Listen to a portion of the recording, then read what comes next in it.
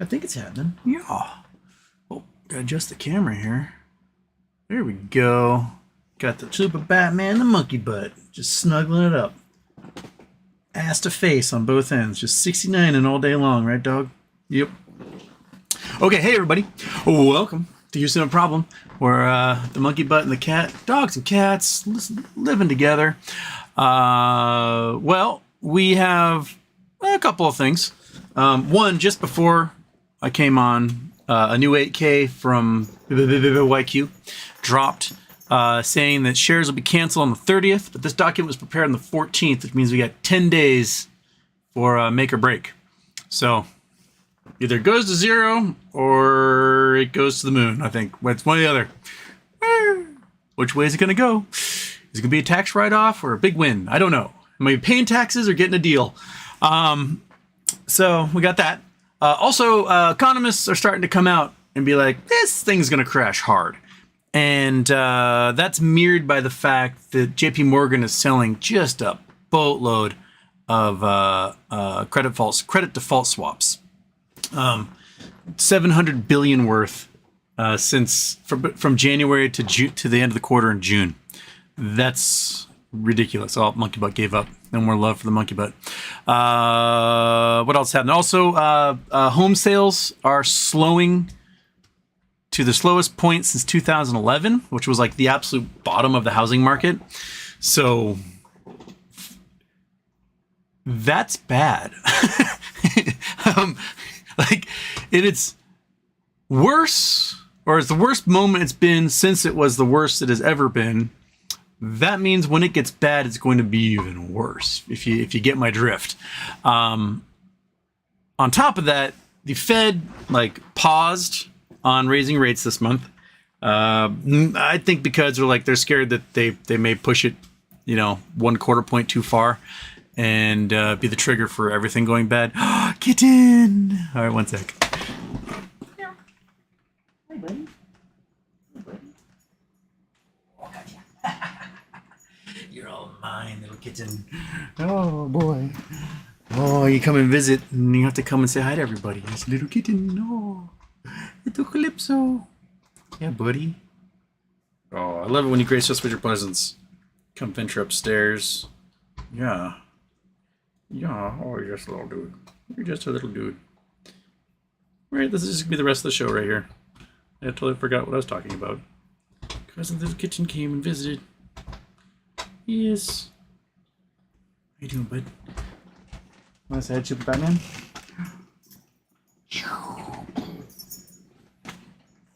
All right, do your thing.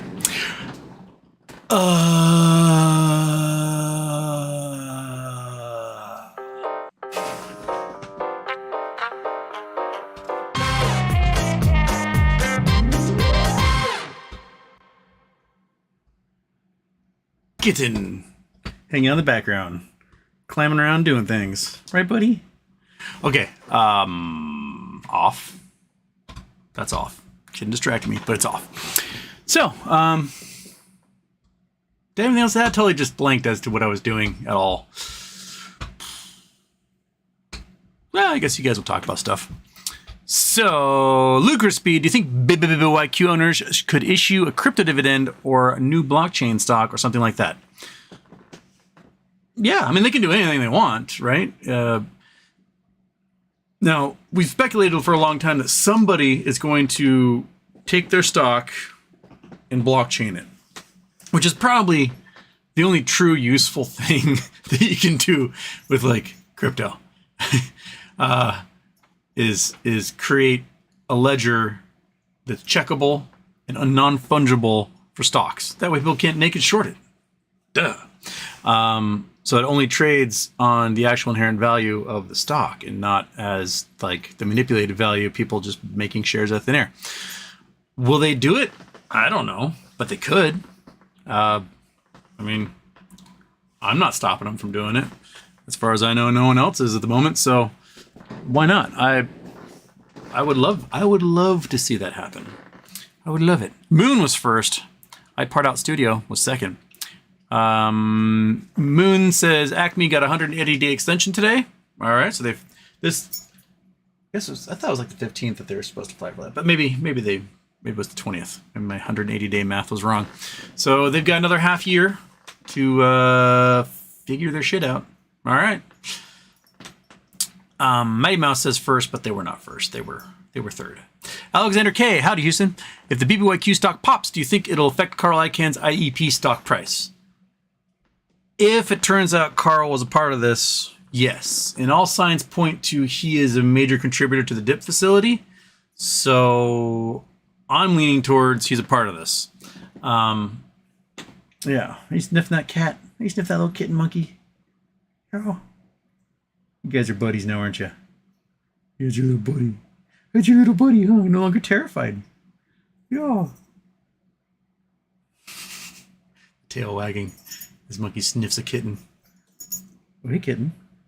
You can try to go into the ottoman. It's like an inch tall. I don't know if you can fit. I was talking about things again, wasn't I? And then I got distracted by kittens. Hey, little buddy. Hey, little buddy. Oh, I got you again. I got you again. Oh, no. Now you're upside down. Now you're upside down. What are you going to do? Oh, Gucci. Yes. The kitten loves belly rubs. I think because Chupa Batman loves belly rubs, so the kitten is just like, give it to me. When I go downstairs, I see her in a chair. She just stretches out. It's like, pet my titties. She just loves it, right? Oh, you're just a little snuggle buggle. You are. You're such a good little cat. You're just like, nothing gets you down. You're always excited to do and see anything, right? Hey, monkey butt. Right. He's a little kitten buddy. Okay. Over here. Walk. There you go. Now. Chupa loves to groom the kitten. Yeah, sniff that butthole. Get in there. Get in there.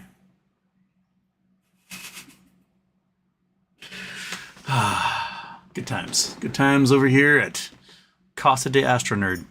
Oh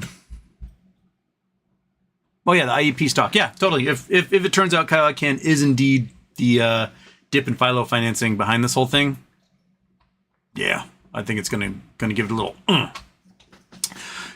Alexander K. Houston. Oh yeah, I just read that one. Justin Stewart.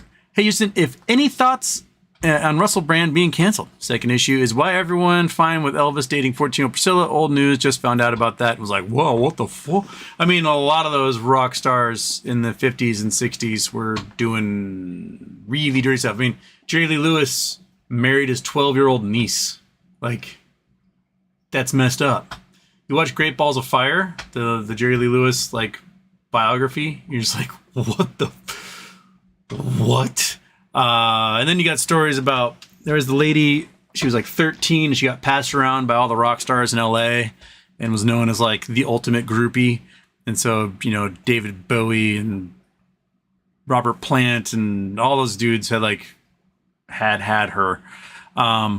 It's very problematic. I mean, people become rock stars for girls and money, and some become rock stars, I think, for young girls and money. But yeah, it was a different time. I mean, when my mom finished 8th grade, they had an 8th grade graduation because half the girls in her class would go get married and start having babies. And then the other half would go on to high school and then other lives as adults. So times have changed. When I was going to school in Hawaii, 14 was the age of consent there. And they've since changed it. It's higher now. But I remember going to the county fair, the Hawaii Big Island County Fair, and there were like 13-year-old girls in tiny little outfits walking around, being like girls in tiny little outfits. Then there's like 14-year-old girls holding hands with like a 55-year-old man, and then 15-year-old girls alone pushing strollers. And that was very much the dynamic at the Hawaii County Fair circa 2003, 2004. It's gross in my opinion. But yeah, Russell Brand, he is a dirtbag. I mean, let's see if we can find the old, what I think is one of the most prescient things you'll ever see. One sec. Come on, load.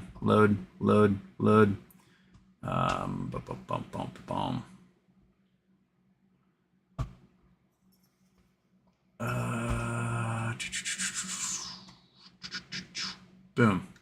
Here we go.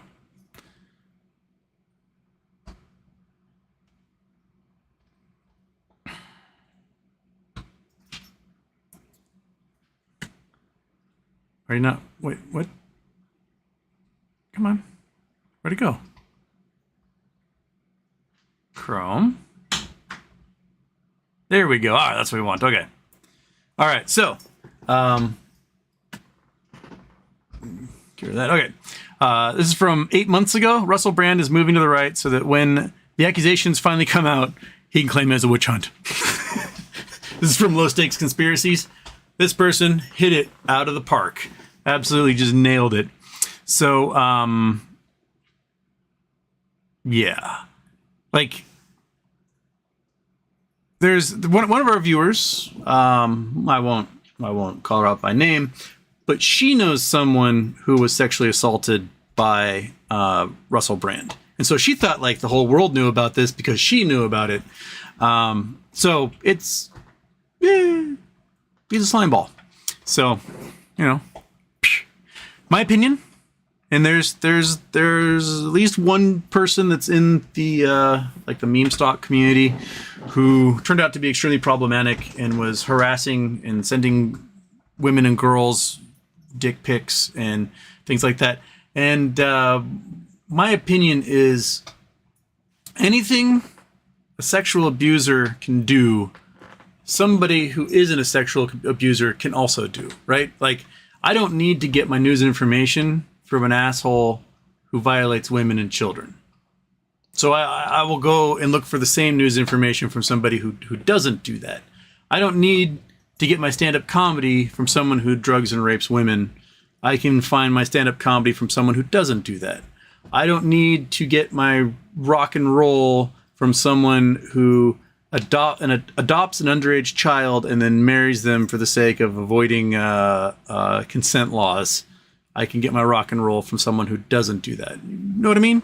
So, yeah, I don't need Russell Brand in my life. I didn't really need Russell Brand in my life before all this. He's an anti-vax moron. But, you know, that's that. He's a piece of trash, and he's going to go in the trash pile. So he's got enough money. He'll just live in obscurity. Maybe he'll, like, shave his face and his beard and button up his shirt. People won't recognize him anymore. So, you know, it's always that. Bitcoin. China is collapsing faster than expected. Thoughts? Yeah. So China has printed more money than the U.S. government has. They've been desperate trying to keep the economy above water. Their banking system is trash. Most people bank in shadow banks, which have no insurance and no way of guaranteeing deposits, and they overpromise those deposits in bonds and now can't get that money back. So all the bonds are collapsing. We've got $1 trillion in real estate bonds alone collapsing. Probably more than that are crashing. Plus, we still have $9 to $10 trillion in municipal bonds in China that will never get paid back. Municipal bonds in China are illegal. The government has a policy that municipal governments cannot float bonds. They must get all their money from the central government. And they can't float bonds. But for the last 20 years, the government's been doing this while as municipalities float trillions and trillions and trillions of dollars in bonds to build, you know, community centers, railways, stations, water infrastructure, highways, you know, huge things like this. And that money came from us. It came from like our banks. We gave our money to our banks, and our banks went out and bought a bunch of bonds that are illegal in China. And now those bonds are going to get paid back. So we're going to see the ramifications come maybe end of the year when they finally have to start writing this stuff off. Especially since, like, you know, Evergrande has formally declared Chapter 15 bankruptcy and stuff. They're just going to be like, well, we're not getting this back. They have $0 and they owe $300 billion. And no one can buy the land that they're developing because all that land is useless. It's all a bunch of tofu dang construction that has to be torn down anyway. So, yeah. So China's been printing. and they also artificially attach a value to their currency directly related to the U.S. dollar. So it's artificially pegged to the U.S. dollar. Even though like, oh, BRICS, we're going to limit the U.S. dollar. Their currency needs the U.S. dollar value so that they can artificially conflate the value of their currency to that. Now, China like needs to have a lower value currency than the U.S. dollar because it's good for their export business. Like, if the dollar goes further in China, then more people buy stuff from China.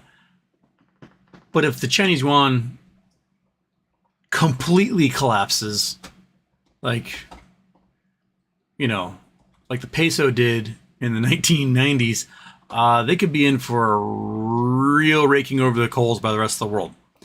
So, it's going to be interesting. I'm very curious to see what happens when like several $1 trillion in these commercial real estate and municipal bonds just aren't paid. Right? And we know that deposits are falling at U.S. banks.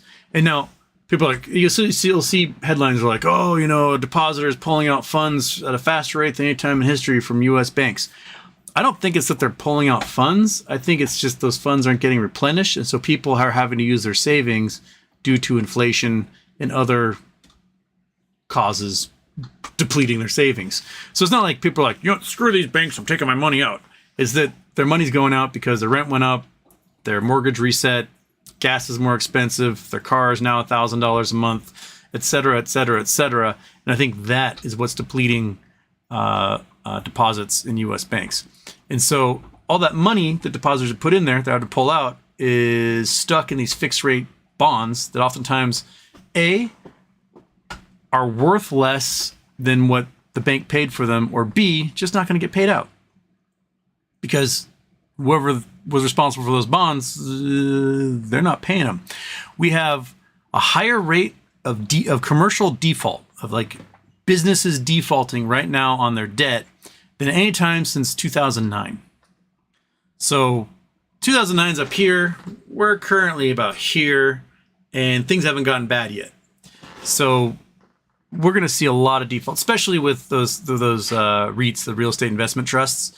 Those guys are going to start defaulting like crazy because there's no point in paying on a building that you're underwater on by a significant amount of money.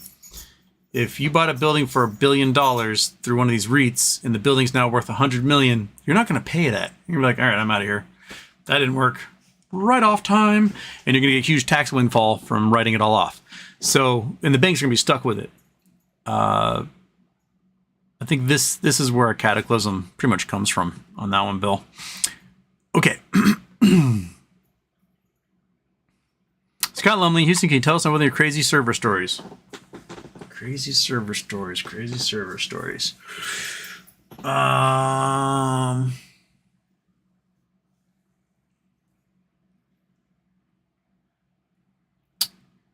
had a guy once. So I have a rule, like if you're wearing, you know, Nazi paraphernalia, something about like the Confederacy, the South will rise again crap, I'm not going to serve you. And I had a guy come in. He was wearing his big Confederate flag, and it was like, the South will rise again and stuff. And I told him, I was like, hey, do you have something you can cover that shirt up with? And he's like, no. I'm like, well, can you turn your shirt inside out? Because I'm not going to let you in the restaurant wearing a shirt like that. And so he started just yelling the N-word. So I was like, all right, well, I mean, you can exit through the door you came in, or you can exit off the back railing. Pick one or the other. And he's yelling the N-word, screaming at me. And right then, a friend of mine who owns the CrossFit gym, who's black, and like 4 other really, really big, strong black men came walking in, and that guy got real quiet. Like, he didn't say a peep, just turned around and left. So, you know, they're all talk when they think that he walks into a restaurant with like 20 white people inside, and he thinks he can just yell that word and people aren't going to like want to kill him. I had one time I had a dude, he was also wearing a Confederate flag thing, and he did turn his shirt inside out. I said, you got to turn your shirt inside out if you want to come in here. He's like, why? I'm like, because I'm going to want to kill you. And so, yeah, he actually turned his shirt inside out. And I was like, thank you. Thank you for doing that. I still hate your guts. But yeah, so don't be a Nazi. Come to the restaurant. Dimitri Maximoff, is there a new 8K file for boy? Seeing all over Reddit, are we fudged, really fudged, or with whipped cream on top? Yes, there's a new one. It mentions that the shares will be canceled on the 30th. Now, it could be shares are canceled and issued new ones. Don't know. It was prepared on the 14th and submitted today. So it's 6 days old. And they've got 10 days to change whatever they like in it. Again, like either it goes to 0 or it goes to the moon. Those are the two options happening here. One side's betting 0. I'm hoping and betting to the moon, but I'm fully prepared to have it go to 0 and sit and twiddle my thumbs. Now, it's interesting that Greg Pulte keeps going on the PP show because he knows the PP show is all about Bed Bath & Beyond. And this will be his 3rd visit. He's going to be on there on Monday. And all these rumors that he is one of the billionaires financing this whole thing. The fact that GameStop and RC Corey and he's keep tweeting things about baby, oh my baby this, baby that. Makes me think that something's going on.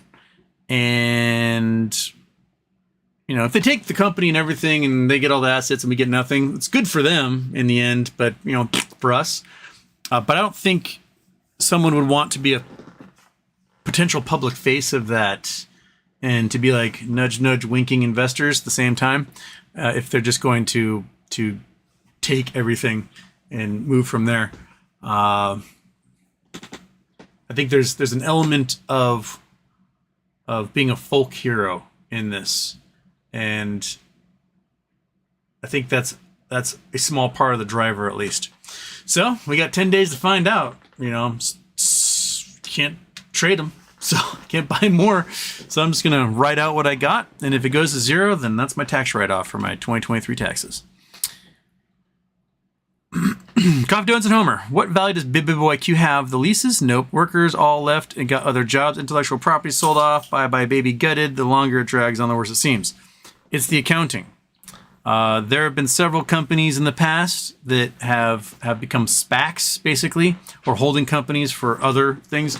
What was it? There was U.S. Tin Can Corporation went through bankruptcy and came out an insurance company. So it's still worth billions of dollars. We have examples of this happening. And if Ryan Cohn is somehow behind Bye Bye Baby, the ownership of that, and in the acquisition of the accounting, everything else, then, it could be an absolute home run. Or we could just be completely wrong and we're all stupid morons and that's what we get. Matt S. Houston, can you have AMC Big Guns on again? Sure. I do feel like I was right about AMC, though. We can talk about that and see what Bigum thinks about our predictions, as their predictions were, like 10 months ago? 9 months ago? I might have a guest on Wednesday. He's like a real estate influencer here in the Northwest, and I'm gonna talk to him about like the future of real estate. So we haven't quite organized it all the way, but it looks like next Wednesday I'll have a guest on here who's like a real estate guru, and we do differ. He thinks like real estate's gonna go higher than ever, and I'm like, no. So I'm gonna try not to be mean to him, but I think he's wrong. So we'll see where that goes on Wednesday. And Tuesday is Charity Tuesday. So remember that. We're going to do a charity. We're going to do something for the people in Libya who suffered from the dam break and in Morocco suffered from the earthquake.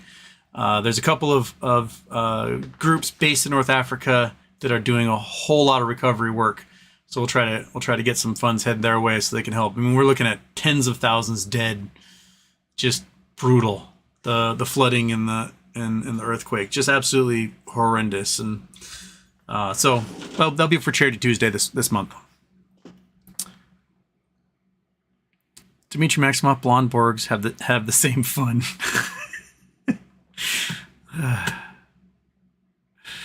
Matt S. Houston, can you have AMC? Oh, I just read that one.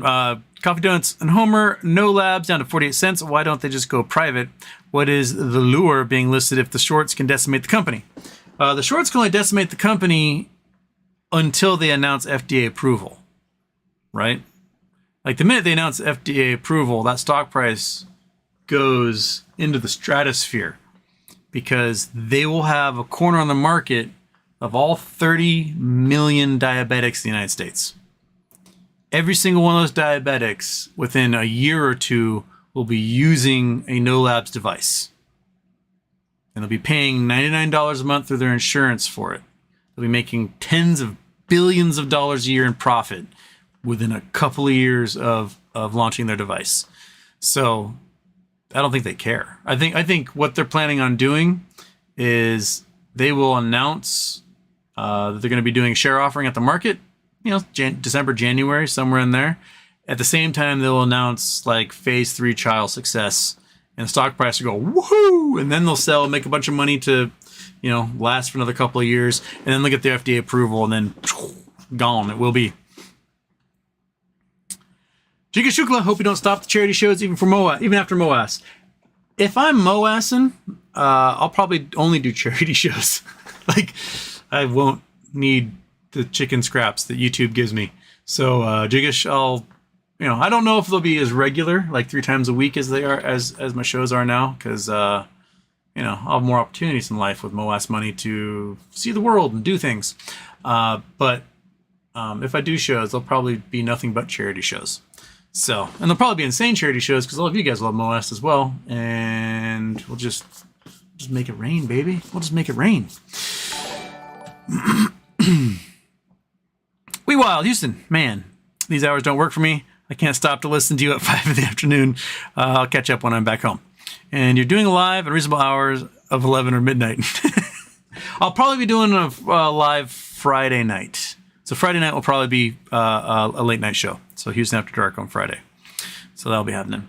J-Dog, go Mariners, division at stake. Next 2 series against the Rangers and Astros, only 0.5 games out of AL West. Happy birthday. Yeah, I mean, it's good that the Mariners are just beating the hell out of the A's right now because they just got whooped on by the Dodgers. And then they got 9 games, 6 against the Rangers and 3 against the Astros to end the season. Whew. So, I mean, they've won. They've been beating the snot out of the Rangers and the Astros all season, which is like a first. But still, a rough way to end the year. Like, it's really going to be make or break. One of those 3 teams probably won't make the playoffs as a result of whatever happens in those 9 games. So one more game against the Athletics today. It's the afternoon game.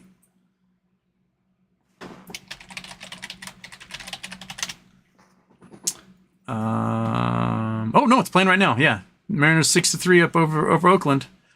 Fantastic. Who's pitching today? George Kirby. Gone full 7 innings. All right, he's not bitching about that yet, is he? I think he learned his lesson.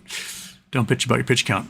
The problem with the Mariners is that their pitching staff, for the most part, is really young, and they've never really pitched this deep into a season before, this many games. And so I think some of their arms may be getting a little tired.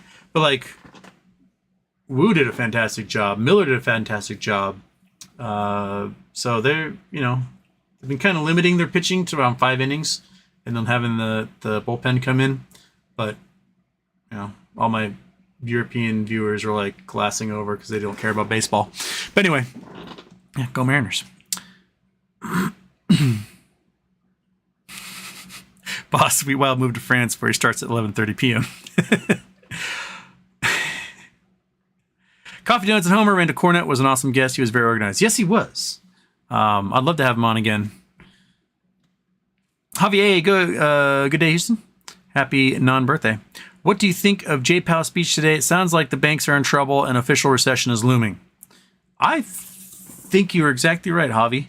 I think this month's like, we're not going to raise interest rates this month is kind of our banks are failing all of our stress tests right now, and they're under stress. Again, deposits are languishing and disappearing. What they're allowed to invest in is languishing and disappearing, and they're not getting paid back for it. You know, all of the collateralized debt they own, they don't want that collateral. They don't want it. They're like, fuck, I don't want trillions of dollars in real estate. I don't want a bunch of houses. I don't want office buildings because it's not worth anything. Interest rates are too high for people to get mortgages. And like, you know, a 7-8% interest rate's fine if you're buying a $100,000 house. Who gives a shit? But if you're trying to buy a median priced house, which is $460,000 in the US, and in most urban areas, like you go Seattle, San Francisco, Los Angeles, Houston, New York, Miami, your median house price in the burbs and in those cities is probably closer to $1 million. These places are going to sit on the market forever. So if you don't have to, you're not going to sell, right? You're locked in on a 2.5 or 3% mortgage, right, for 30 years, and you're like, well, if I sell, I'm going to sell for less than I paid for it because, well, demand is gone and no one can afford the $15,000 a month mortgage is going to be for it. So Conan O'Brien, he married a girl from my sister's class. And so she grew up in a pretty cool house here on the island.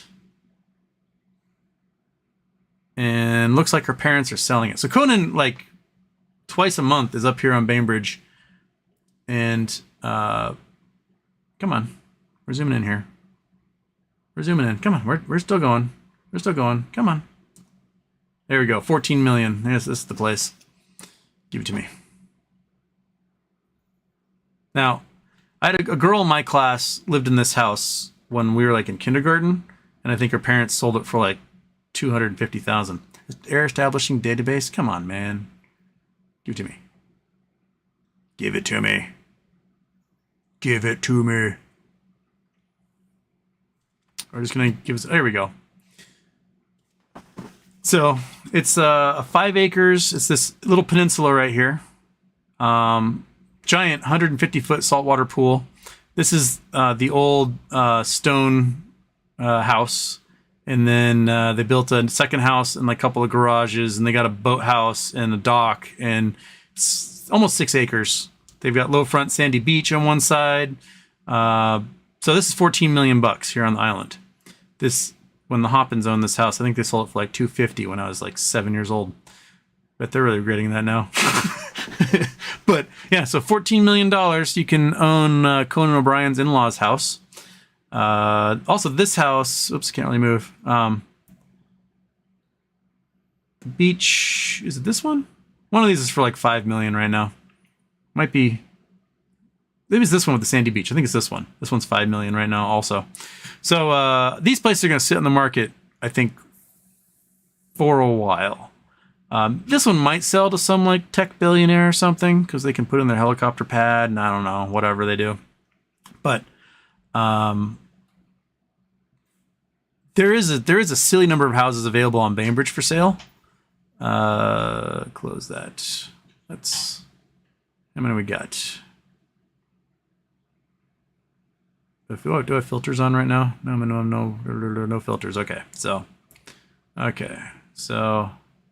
come on, populate. The internet is really slow at Windermere apparently. Come on, you can do it. You can do it. You can do it. You can do it. I'll just sort by price. What's really expensive right now? Nope, that's the wrong way. I want to sort the price the other way. There we go. All right, so here we go. Oh, sorry. No, the place I think of was 4 million is whoops. Oh, that's done by. Is it by mortgage?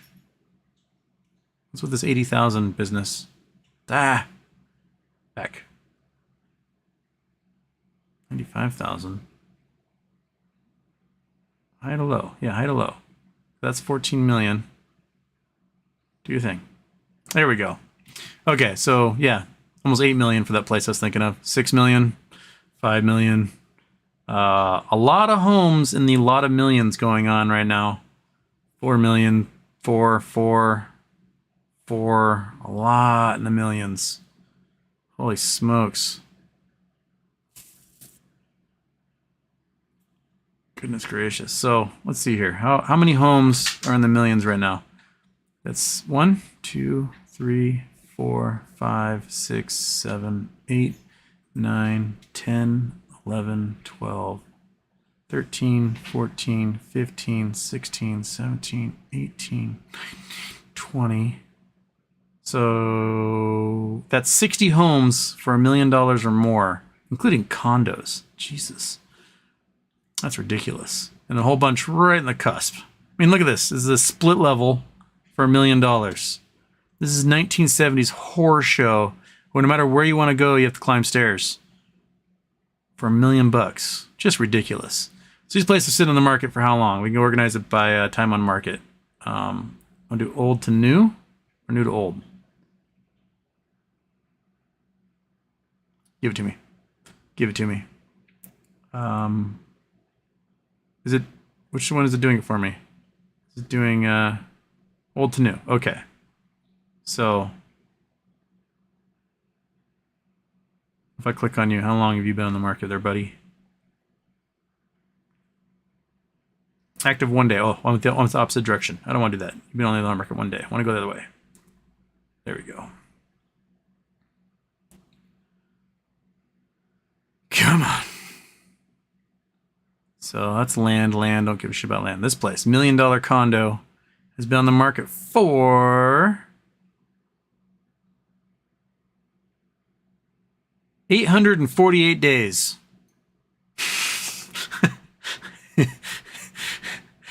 So we are at 3 years for this $1 million condo, which I don't think has even been built yet. These are all like computer renderings. Okay. Land. Here's a home. Here's a stick for $785,000. How long have you been on the market for there, friend? Looks like you're on a decent sized lot, but you're just the width of my arms. 660 days. So this place has been on the market for 2 years. Okay. This $900,000 house. This waterfront. Oh my gosh, Windermere, you're so slow. 417 days, so over a year for this one. I wonder how many price cuts they've gone through. 0.42. Oh, they're on the water. Olympic Drive. Yeah, Olympus Beach Road. They need to stain that deck if they want people to buy this place. Yeah, so like homes are lingering in the market like they were not before. These are all over a year. Let's get to, we get under a year. That's a storefront, doesn't count. Okay, here's a crappy Rambler. Crappy Rambler, you've been on the market for, I'm gonna say, 168. So only 6 months for this one. Okay, so hey, it's got waterfront access. How about that? So you can go down and have your neighbors hate you for having an easement. But look at this place is like rotted, moss all over the roof, discolored weird log bits, and it's $770,000. So how is it 3,000 square feet? Does it have like a basement that's got like a basketball court in it or something? Whatever. I'm losing myself here. But yeah, the housing market's going to be going through some things, and we're generally a hot housing market because people who have lots of cash buy here. As you can see, there's like $1 homes and stuff. Right, monkey? Do you want your bed back? And that's why you're staring at me. So, you know, if we're starting to go through it, and we're starting to see homes sit on the market for way too long. I mean, if your home is on the market for a year, you're asking too much. But they may not be able to ask for less than that, right? Like they're in it. They can't, maybe not, they don't have approval to do a short sale or something, and they're stuck and they're scrounging the best they can to like pay the mortgage every month. I don't know. But if your home's sitting on the market for a year, you're asking too much. If your storefront is empty for months on end, you're asking too much. And we are going to reach the point where people are no longer going to have the choice about what price to ask for rents or housing. It's going to be directly determined by the buyers. It's going to become a buyer's market soon. I just think that the real estate folks that haven't admitted that. The good times have been going for a decade, and they don't want to admit to themselves that the bad times are coming, that there's this big giant black cloud looming, and it's coming closer and closer. It's ominous and dark and casting a shadow. And they're just like pretending that it's A-okay, and the commissions are still here, and everyone's going to be making money, and we're flipping houses. And the bad times are coming. Bad times are coming.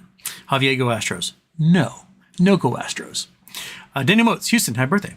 What do you think it will take for some true revolt to happen?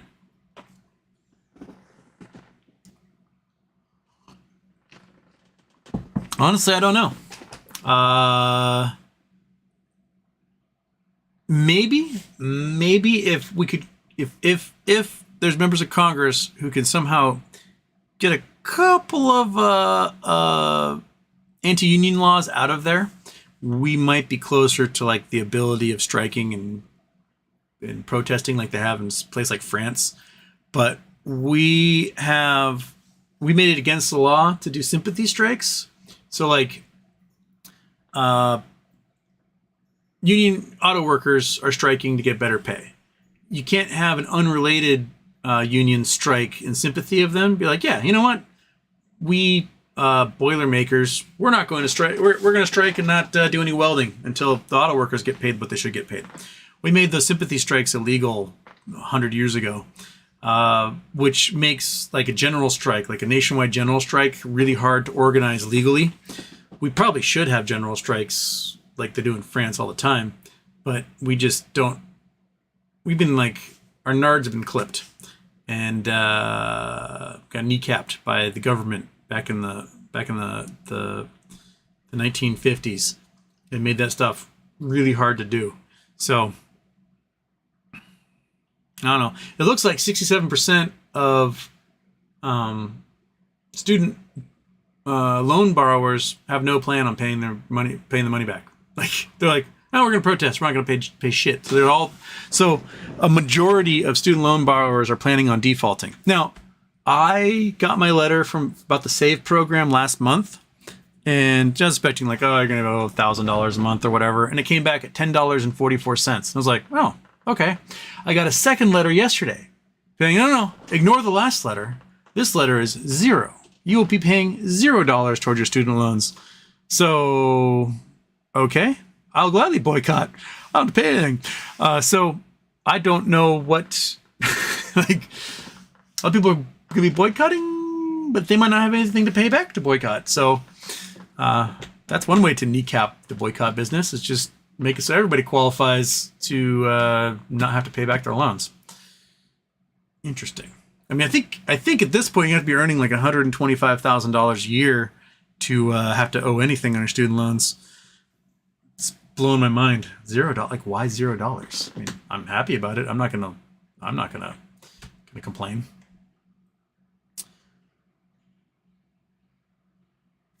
First name, last name, Houston. Can you explain what the fourth dimension is, or how to interpret it so not in a not so complicated way? Time. That's it. So we got space and time, right? One dimension, a point. 2 dimensions, a line. 3 dimensions, 3-dimensional space, box, X, Y, Z, right? Now take your box, like this sphere. This sphere is in the 3 dimensions, right? Now to measure this sphere in the 4th dimension, I just see what it does over time. So I can throw it, and I can add a time axis. So I can take 3 dimensions, and I can turn those 3 dimensions into a point on a 2D graph, right?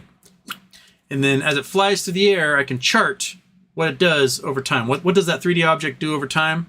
And that's your 4th dimension. That's it. Time's your 4th dimension. Now you'll see like hippy-dippy weirdos who are like, no, time is not your 4th dimension. Blah, blah. Shut the fuck up. It is. Time's the 4th dimension. That's how you treat it in a physics class. Anything beyond that is usually string theory hooey about like what the 5th dimension, 6th dimension, all up to 10th dimension, which is time backwards. It's called emit. Shut up. But yeah, time is just the 4th dimension. That's all it is. Things experience time. This baseball is experiencing time. I'm experiencing time. I can chart what this baseball does over time. At second 1, it goes this high. Second 2, it falls this far, etc., etc., etc. That's all it is. First name, last name, Houston. What's the biggest fish you ever caught? Tastiest fish you ever ate? I'm not so much a fisher. I've gone fishing. I caught, while salmon fishing, I caught a really big dogfish once. I caught a parrotfish in Hawaii when I was starving in college. I think I guys told you, like, it went months before the school figured out why they couldn't give me my student financial aid. So I had like no money. I was homeless. And Gardner sent me a Hawaiian sling and a fishing pole to my post office box address. And in Hawaii, it's pretty easy to go fishing. Like, you just get a piece of bread, stick it on a hook, cast it out there. You'll catch some little stupid fish, stun that sucker, put it on the hook, cast it out, and you get a bigger fish. So I caught a pretty decent parrotfish and ate that. That lasted me a couple of days. That was delicious. Tastiest fish I ever had.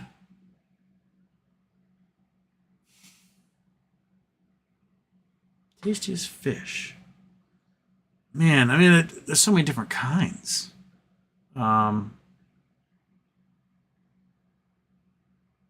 Like my favorite is, as a kid, when my mom would get like these delicious king fillets from her best friend's family, where the husband was a big commercial fisherman, and he'd bring like a 50-pound king fillet from Alaska and like give it to us as a gift.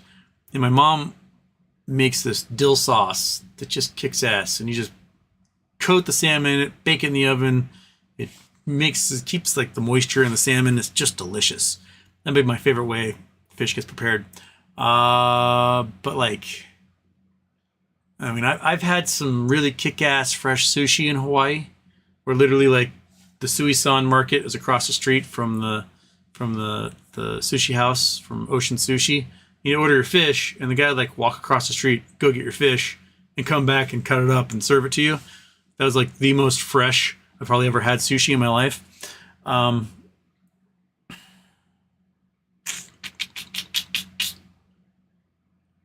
Tastiest fish.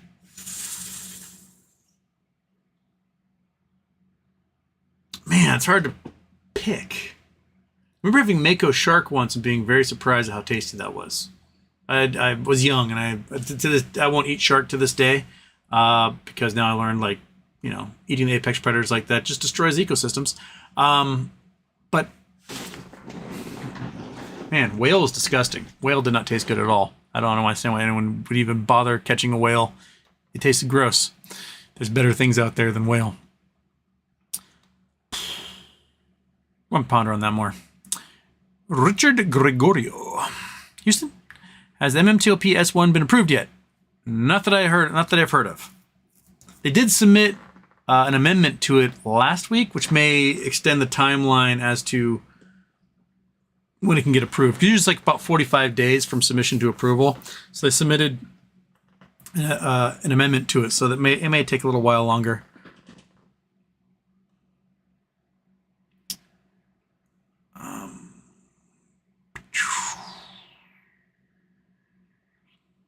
Bex Houston had birthday planned for the weekend. No. The weather's kind of ooky right now. It's like a little chilly. I was going to try and go golfing with my friend Brian today. You guys met Brian. He's the one I went skiing with. But the weather was just like, meh. So we decided not to go. I've not golfed in 5 years. So, hope to break 120 if that's the case. This weekend. We do anything about this weekend, Monkey? Can't think of anything particular. I do have to change the fuel filter on the car. I should have done that on Sunday, but I ended up taking a walk with Monkey Butt. So maybe I'll do that this weekend. Swap out the fuel filter. So, I guess I'm doing that.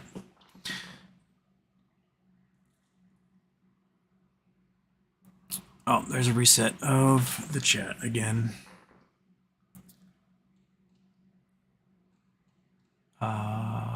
It's Liddy is got coordinates. Oh, first coordinates in a long time. First coordinates in a long time. Let's Google Earth it. Whoops, Google Earth, you're in the wrong window. Go to the right window. Now, turn on. Bing. Okay. Boom.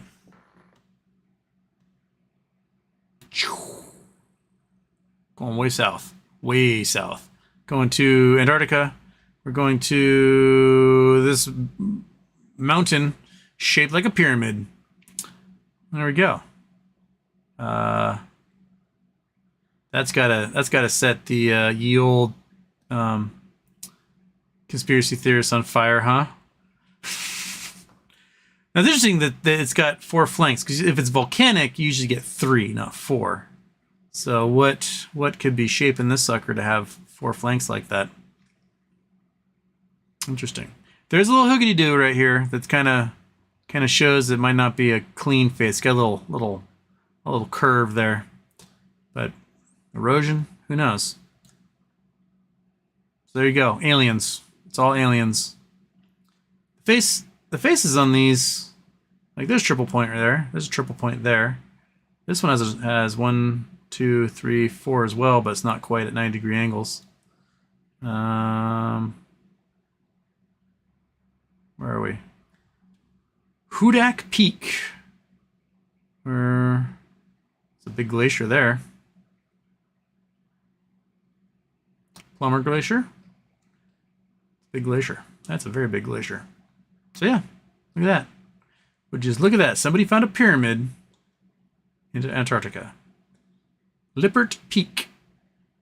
A sharp pointed peak at the end of the ridge that extends west from Douglas Peak to Horseshoe Valley, located 5 nautical miles, 9 kilometers southeast of Strong Peak, which this peak resembles, in the Heritage Range, mapped by the U.S. Geological Survey, USGS surveys, and U.S. Navy air photos, 1961-66, named by Advisory Committee on Antarctic Names. George E. Lippert, United States Antarctic Research Program, is biologist at Palmer Station, 1965. What's the full article here?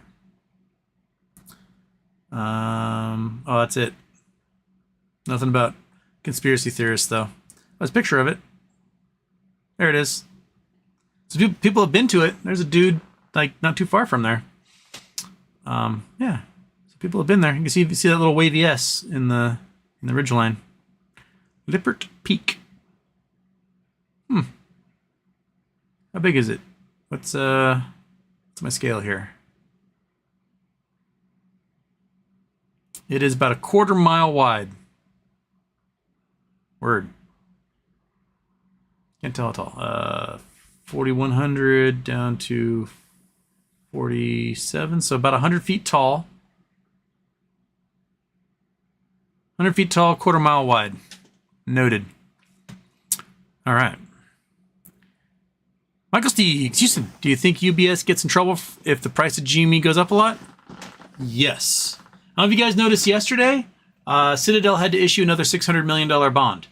Why do they keep issuing $600 million bonds over and over and over and over? Every time it's $600 million. It's like the weirdest number to constantly be floating.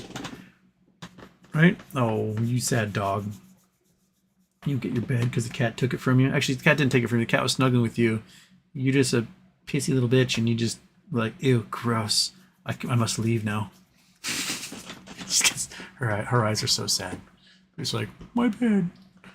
Oh, poor dog. But yeah, UBS, they took on all of the burden. Oh.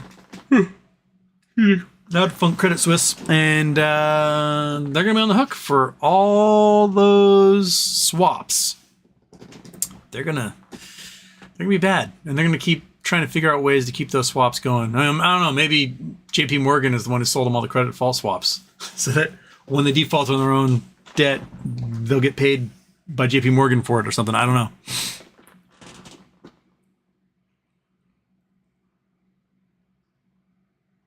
Park Life, how do free trade customers stop Drive Wealth selling their baby stock Monday?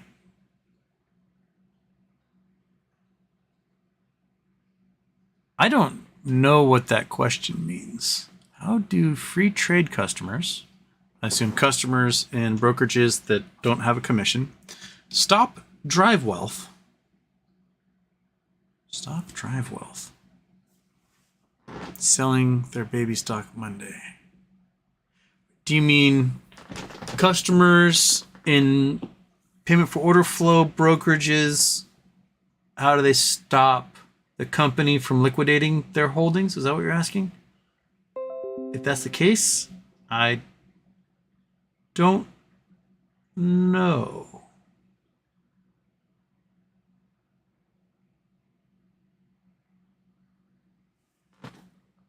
You have to rephrase that one for me. Owen Saunders is here. Hi, pal. Acme extension, a good thing, right? It avoids delisting immediately, so I guess so. Lee Meadows is here. Fantastic. If you guys have a chance, again, please help donate to Lee Meadows. His... Oh, great. Where is it? Sorry. Gotta find it here. His PayPal fundraiser so that he can get a new chair. Again, I'll post the link again for you. You gained a little bit here. Whoops. That's Google Earth. Go away. Oh, no. Cancel that. I want to delete Google Earth. I want to turn it off. There we go. Lee's trying to raise money to get a new mobility scooter. He got absolutely creamed by a car and needs surgery and needs help. So by all means, donate some money his way. He's got a used scooter, a used mobility scooter that's 400 pounds. He's trying to get enough money for that. So at least he can get a used mobility scooter and get around town and do things until he can get surgery to fix his body. So help your fellow ape out and donate to Lee's cause today. So there we go. I'll keep reminding Lee every time you pop in. I'll remember to post that for you. Aaron South in Houston. I got a call from Fidelity, and they were asking me 2 questions. Can we borrow your Finger and BBYQ shares? We will pay 7% interest on Finger, and then BBYQ 13%. I said, no, you can't. So does this mean shorts in trouble? Oh, dude, the shorts are in so much trouble. I don't know if you saw Doug Sifu yesterday having a meltdown about BBYQ. He was like, how, Gary Gensler, how can you let this stock trade? Rah! And he's having a hissy fit. I think Virtue Capital is in trouble on some of these shorts for sure. I mean, they're getting sued by the SEC, and not in a good way, and not in the way like, oh, you sued us. Oh, well, but the type of lawsuit that like eviscerates the company from existence. I think it's funny. Like, you name your company Virtue Capital, like from a guy who probably tells people on the internet that they're virtue signaling. He literally names his company a virtue signal and calls it Virtue, and then screws over his customers by taking their market maker data with his market maker and making it available to his hedge fund so they can front run every play they make and screw them over. Come on over to the super honest, I'll never screw you over bank. We are super honest and we'll never screw you over. Wink, wink. That's kind of what happens if you name your country Virtue Capital. I think the lady don't protest too much. Luke M, fan since show 2. Question, as UK misanthrope. 2 hours ago, our unelected, predictably clinched, particularly cliched Prime Minister just announced a U-turn on key green targets. Question, is there a better paradigm than this?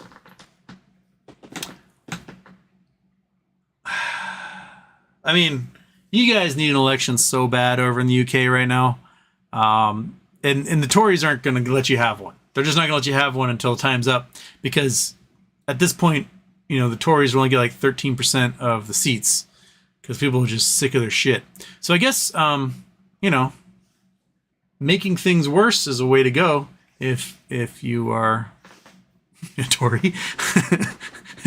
So, we got these green targets because we're destroying the world, but we did Brexit and our economy's collapsing, and we're wholly dependent upon oil. But then if Scotland leaves the UK, then we won't have oil revenues anymore, and we'll be really screwed. But right now, they're like, let's stick our fist in the butt of the environment and hopefully make $1 or $2 more because we destroyed our economy with this stupid Brexit thing. yeah, you guys are screwed over in the UK. Absolutely just boned. So like, you're gonna have to entice even more like Russian oligarchs to invest in property and over there or something, because everyone else is not gonna have any money. I think the hope was to become even more of a banker's haven, but most people don't work in the banking industry in the UK. You got like 70 million people, and 10,000 of them work in the banking industry. So what are the rest of the people? What's everyone else going to do? Eat their neighbors probably at some point. So look forward to that, Luke. Start picking out which neighbors you can eat first. Audio bubbles. So close to a Blofeld moment happening live. Blofeld. I've looked up that. Oops. Come on.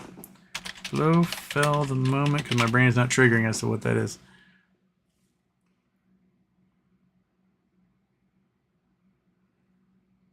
Oh, petting the cat. That's what you're talking about. Yes. Where'd that kitten go anyway? We got the fat cat here. He's just a lump. You're a lump, dude. You're a lumpy little lump. Yeah.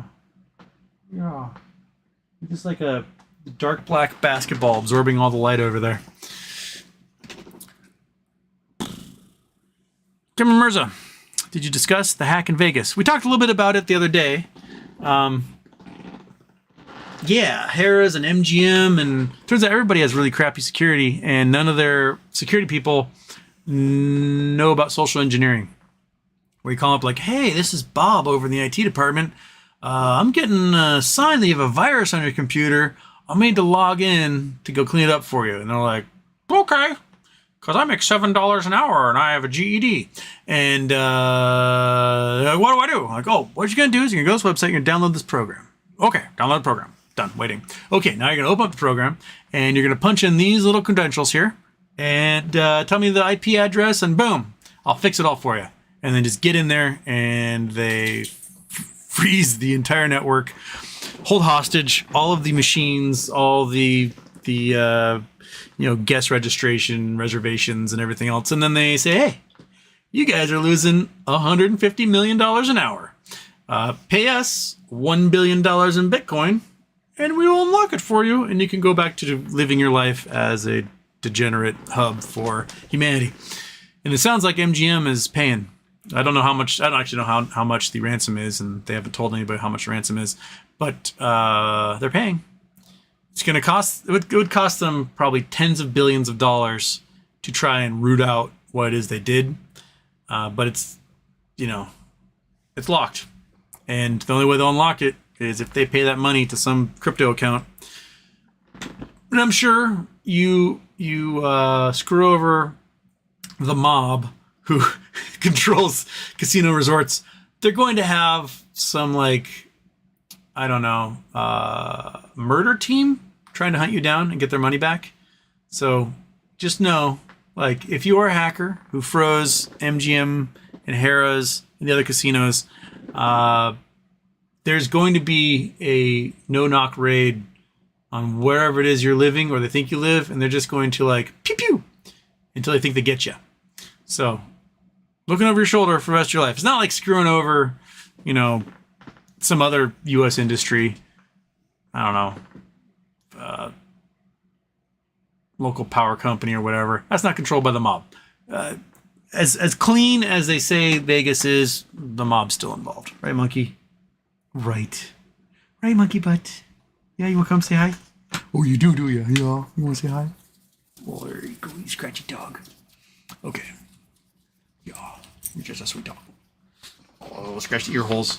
Oh, yeah. That'll turn the brain off right there. Is that it? Is that good? You can hang out with us. That's fine. Oh, you got a hair in your eyeball. Don't have a hair on your eyeball. You have a big hair in your eyeball. Get that hair out of your eyeball. It's in your eyeball, dude. Okay. Is it gone? Nope. Still there. It's in the corner of your eye. It's now up in the eyelid there. Well, if it doesn't bother you, then, but it would bother the hell out of me. There's a giant hair in your eyeball, dude. Huge hair. I would be screaming and clawing my face if I had a hair like that in my eye. I don't get... You can accidentally poke a dog in the eye and they're like, whatever. I lightly brush my eyeball and I'm blind for like 6 days. I don't get why they get to have better lenses than us. Like, what couldn't we run through the grass a whole bunch and then develop impenetrable lens on our eyes? Looks like the hair is gone, so at least that's happening. I lost my spot. Brad, B-Rad, insurance companies pulling out of California, next energy beam attack. I mean, they're pulling out of Florida too. What needs to happen is there needs to be a federal regulation on insurance companies. They're like, hey, if you're in a state or county and you pull out, you don't get to sell insurance to anybody ever. Just make that the rule. Like, if you pull out somewhere, then you are not allowed to sell insurance to anyone, and your company ceases to exist. We need to make rules like that happen so that we can have insurance. What Florida did is they heavily subsidized the insurance companies.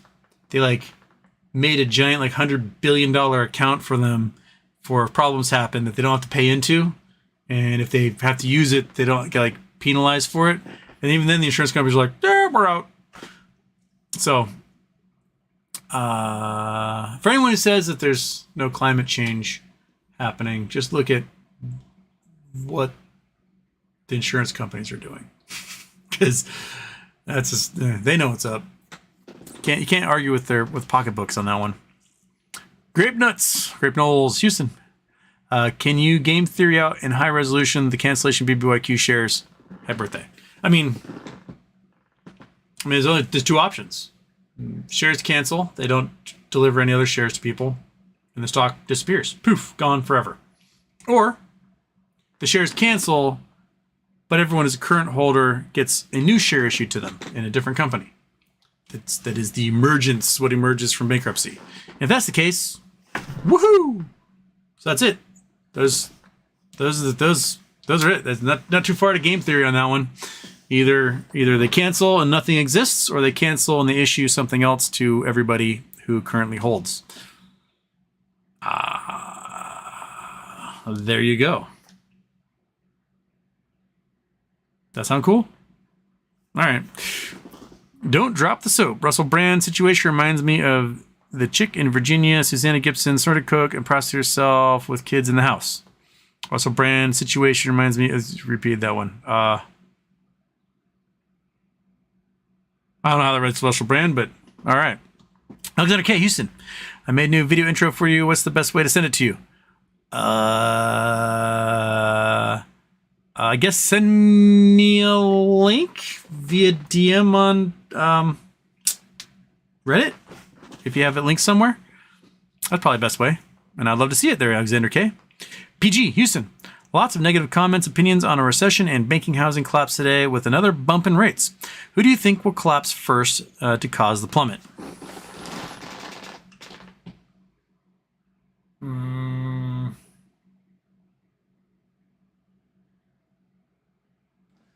It's probably going to be another regional bank. Maybe First State, somewhere along there. Probably one of the bigger regional banks be the first to collapse, because they're the ones who do a lot of bonds for REITs. And we've begun the 10-day stretch historically in which the market does the worst. So it's the end of summer. Construction's starting to slow down. Tourism dollars are over. We're in the lull before they start hiring for Christmas season. So this is often the 10 worst days for the market historically, or today through the next 10 days. So the end of September. So we'll see where it goes.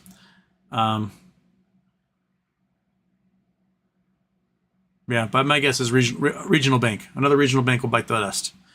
I'm not saying it'll happen in the next 10 days, but when it goes, regional bank first.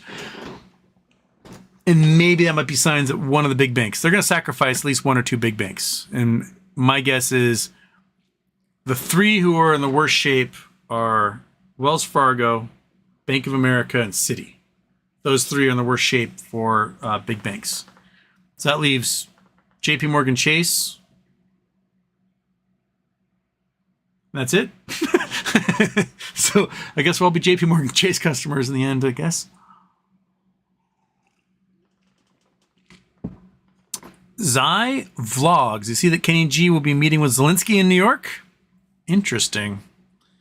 Very interesting. I mean, everybody seems to be meeting with Zelensky since he's in New York this month. It's like either they actually have something important to say to him, or it's just like the hip thing that everyone has to do. You know, he's being passed around like a party favor or something at this point. Lee Meadows at 110 pounds on my fundraiser. Now 2 days left to raise another 290 for the secondhand mobility scooter I found. Help that man out. Hit that link that's in the chat. Help him get that mobility scooter. Ludicrous Speed is not just Evergrande. Sunak also just filed for bankruptcy in the US. Oh, Sunak is too? What? Sunak bankruptcy. Child's files for Chapter 15. I wonder when Country Garden is going to file. So how much Sunak have? They have.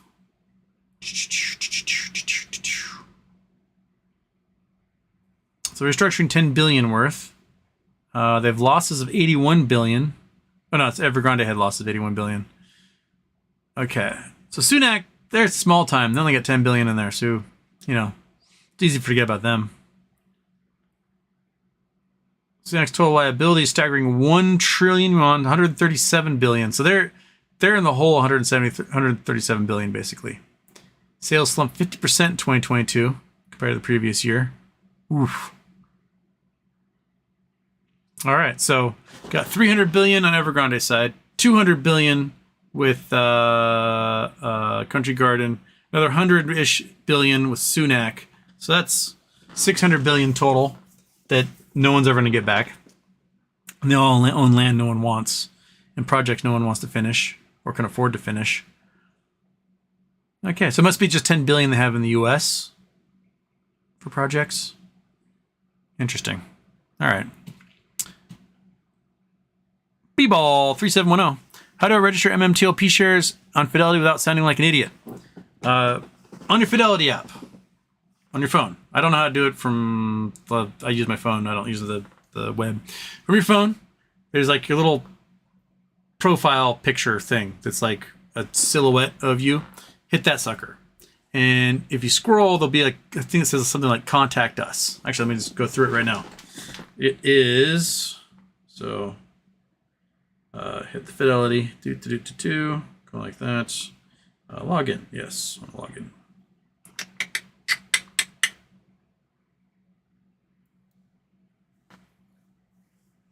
Okay, so without showing everything important, in the corner there's a little face, and you hit that little face, doink, and then you scroll down to Get Help. It says Get Help, and then there's a Contact Us under Get Help. So click the Contact Us, and then underneath Contact Us it says Give Us a Call. You hit Give Us a Call. And then there's a little phone thing. Hit the phone thing, and your phone will call them. And so when your phone calls them, the robot's going to ask you, what's the reason for your call? And you're going to say, I would like to DRS my NextBridge shares. And the robot's going to say, are you going to be transferring shares into Fidelity, out of Fidelity, or something else? And you're going to say something else. And they're going to say, contacting you with a broker right now. Then it's going to play some music. Blah, blah, blah, blah, blah, blah, blah, blah. The broker's going to answer. The broker says, hey, it says here, you're looking to DRS. What can I do for you? And you're going to tell them that an S1 has been filed by NextBridge Hydrocarbons saying that they're going to be issuing shares in another company only to those who direct register the NextBridge shares. So I'd like to direct register my NextBridge shares with AST. And they're going to go, let me go check on that. And they're going to leave you on hold for like 5 minutes. You're going to hear 4 partial songs in that time, and then they'll come back on because they'll be reading the S1 and the frequently asked questions, and they're gonna say, okay, it's gonna be $100 fee to register with AST, and it'll take 3 to 4 weeks or whatever. And you say, hey, okay, and you have to have $100 in your account, but it's been cleared in order to do that, and then they'll do it. And for some reason, they aren't charging anybody the $100. They didn't charge me, so I bought some BBYQ shares with it. Yeah, it took about 4 weeks exactly, and I got my AST shares. My shares registered with AST. So that's the process. Okay.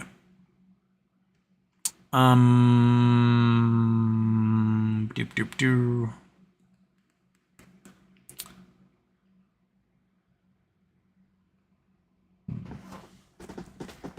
Scott Pollen recently learned GameStop sells Halloween costumes. Cool. Oh, they're going to take over the Party City role now that they're in bankruptcy. Kelly Reid, October 1st, possible government decides shutdown, won't collect economic data. Fed goes, oopsie, didn't have economic data, predict economic crash, not our fault. And then blames the House Republicans for it. Brilliant. Brilliant. Yeah, the House Republicans are a mess right now. They really are just showing how inept they are at this whole thing. So they're forming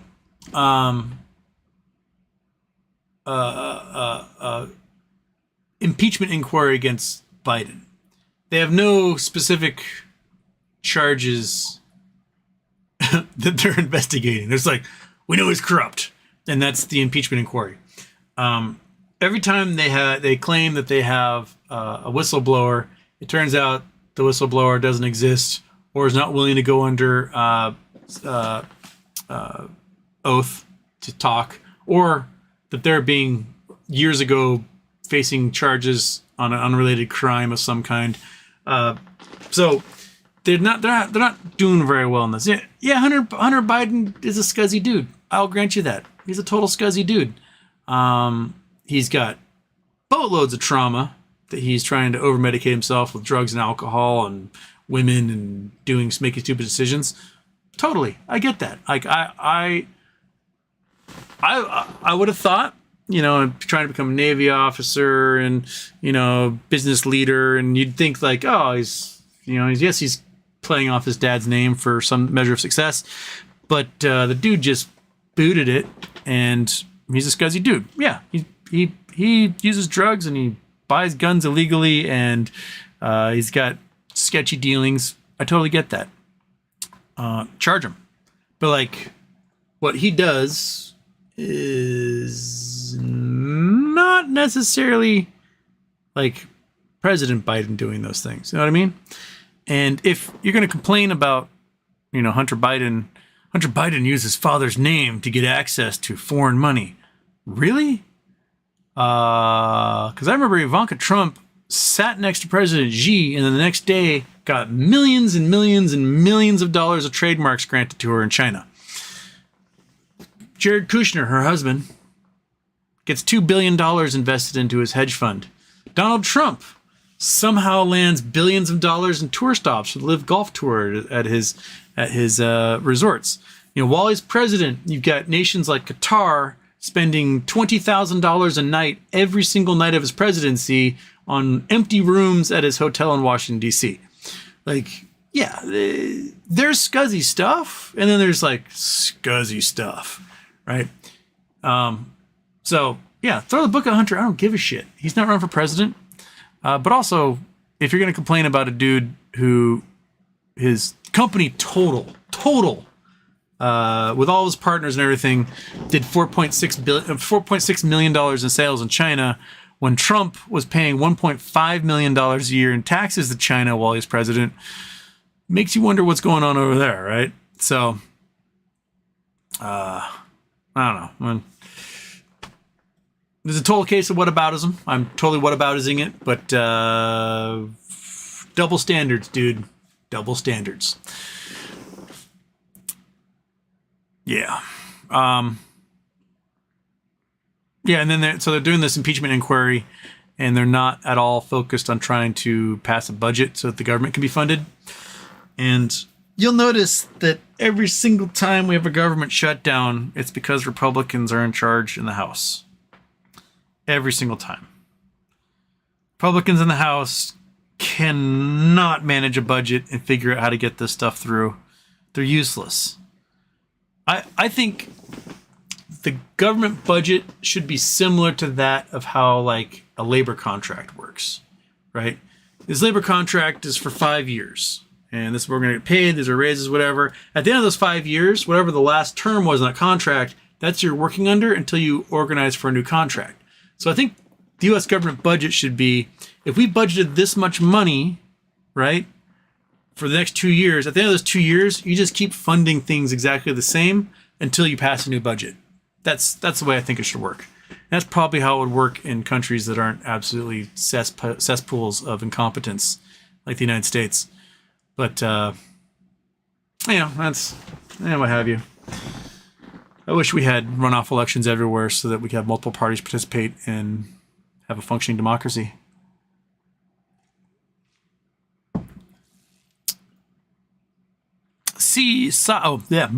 Psy W. Houston.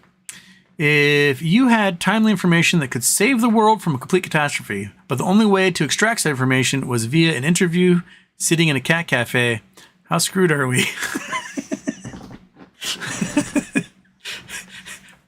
Very. I would forget what I'm doing constantly at all moments. You'd be like, buddy, I need you to tell me what I need to know. Oh, is that a Russian blue?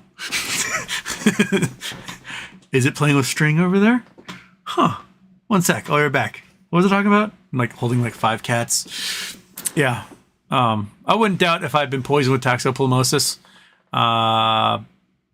If you don't know, toxo is it's a parasite. I think it's a parasite, not like a bacteria or a virus. I think it's a parasite, and mice and rodents will have it, and it makes them like want to fight the cat and like, I want to fuck you up, and so they have no fear for the cat, and the cat eats them.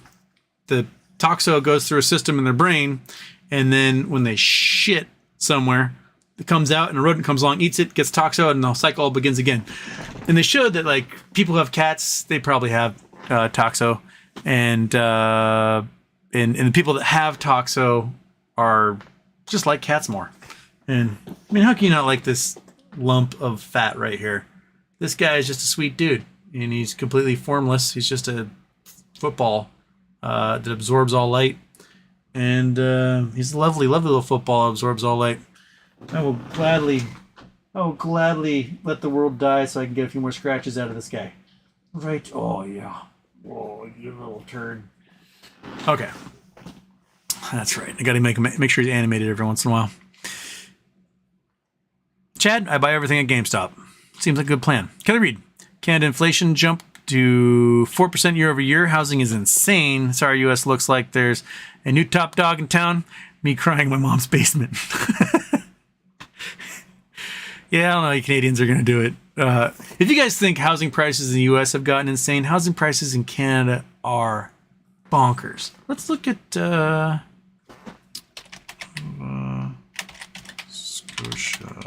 real estate. Okay, so let's look at Nova Scotia real estate real quick. So when Gardner, my brother, when he moved to Nova Scotia, like, 5 years ago? Out here, one of these places, on one of these points, he went and there was a house on the water on a surf point that was like surf in 3 directions, and it was, I don't know, $199,000 or something. So that was 4 years ago. Now we're looking at $550 on the water, and not too much. It might have been like right here where he was looking. So it was like $199. Can we do map? Satellite. I do so much better with satellite. What are these places in here? Are you going to show me what places are worth anything? Do you have that data? 206, 221. That's still pretty reasonable.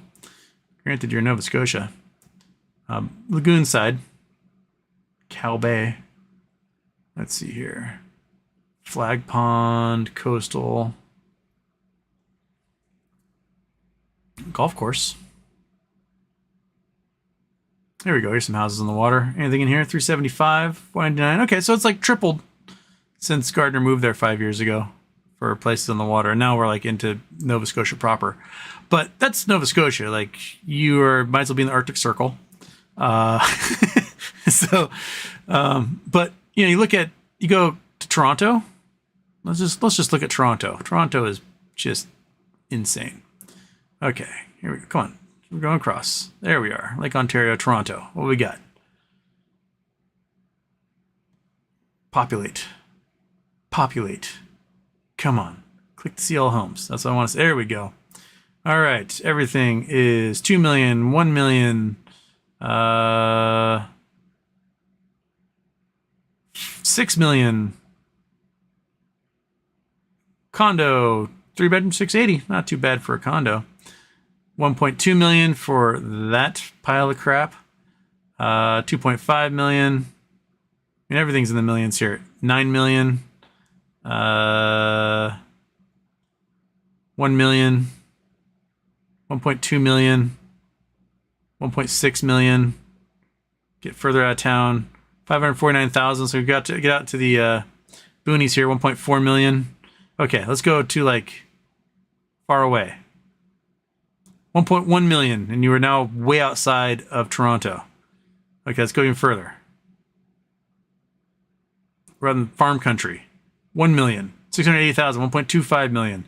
Everything in Canada is $1 million. 800,000, 600,000, 1 million, 1.3.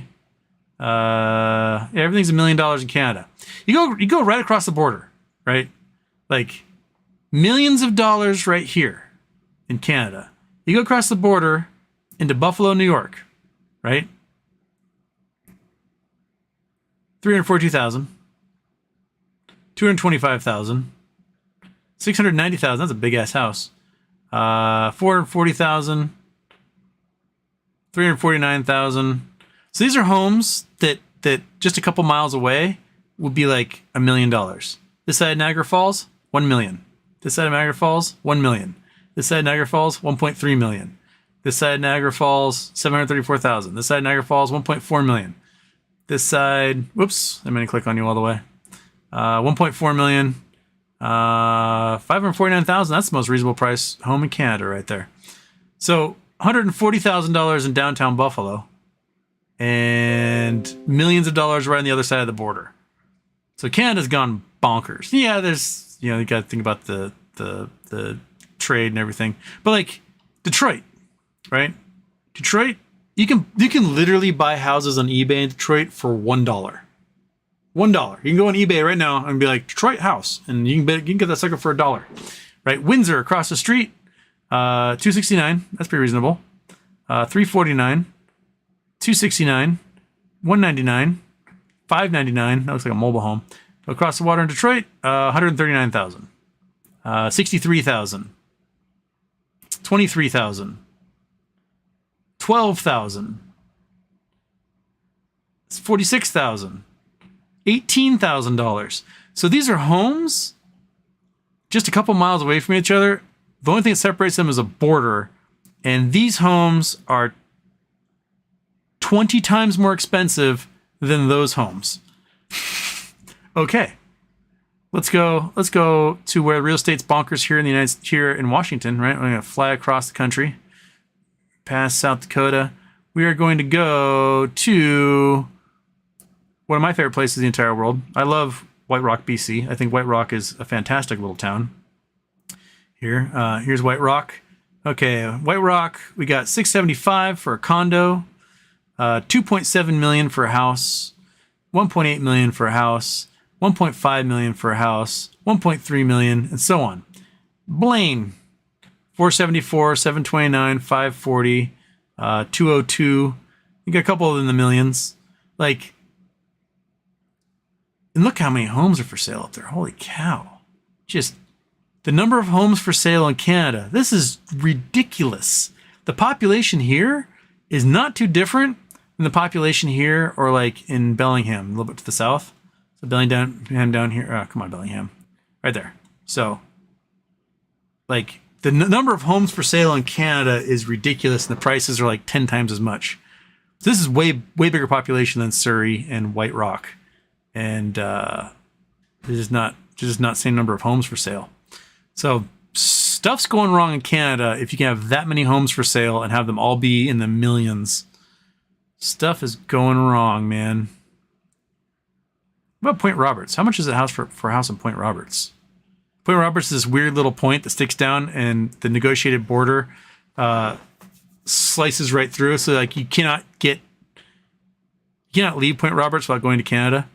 279, no 2-bedroom, 1 bath. 179. That's just a lot. It's a big house for 1.6 million. That's also a lot. There's a lot. I've never been to Point Roberts. I should go there someday. It looks like a hell of a marina.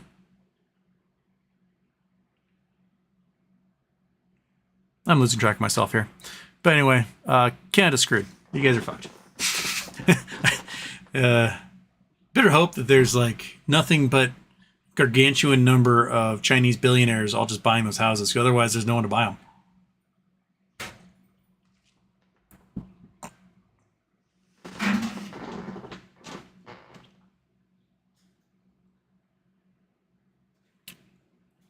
Says 54, Republicans get blamed for the world economy crashing since they can't get it together in a reverse shutdown. Are they this blind to what's coming? Yeah, I mean, the last time we had a government shutdown, the economy shrank a lot. This was right before Trump got his tax cuts through. So let's see if we can look at the Dow here. Dow Jones. Okay, so go to 5-year. Oh, we have to go to max here. This was 2020, 2018. Can I do a window? Dow Jones. This 5-year won't cut it, right? Because that's 2020, and that doesn't go to 2018. All right, 2020, October 2018, March, April. I mean, the dip doesn't look that much compared to what happened during COVID. But we had a shutdown right in here between December and January. Come on. I gotta get the stupid graph right on that point. Get right there. We go. Right there. So start. Come on, you little fart bucket. Just. So we dropped several thousand points from 25 down to 20. 25, almost 26. Okay, 26 to 24. So dropped 2,000 points just from the Trump tax cuts and the government shutdown that resulted from that. I cannot. Can't. Whatever. So yeah, if you have a government shutdown in the fall, when markets traditionally collapse, with a bunch of banks on the precipice, with real estate like teetering on the brink, you're screwed. You're just like giving that little push into the old suicide machine that you need. So yeah, they might get the blame, but they're gonna try and blame everybody else. Like, well, they wouldn't accept our budget cuts, and everyone's like, your budget cuts are stupid. So yeah, they're gonna get it. They're gonna get it bad.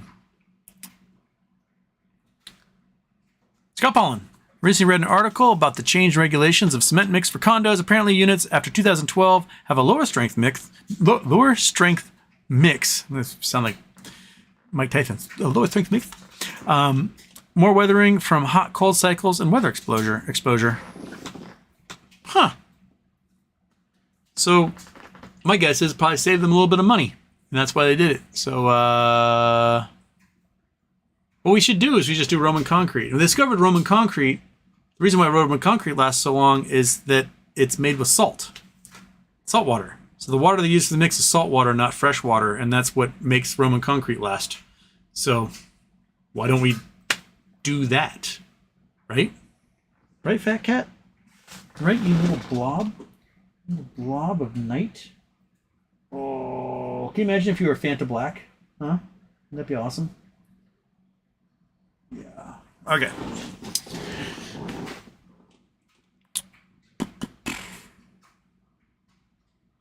Chad being a Chad.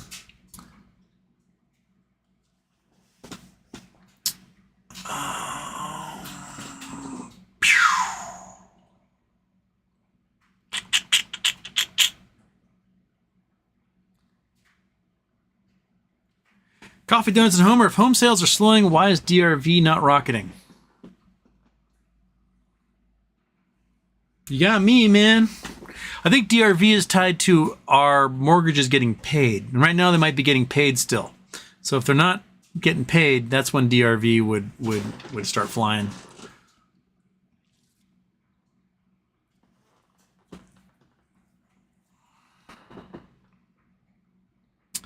Visio guy, go Mariners from Munich.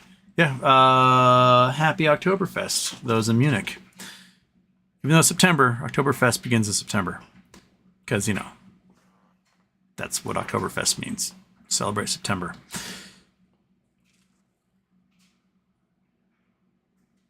$100,000 house over here, that's a shed at best.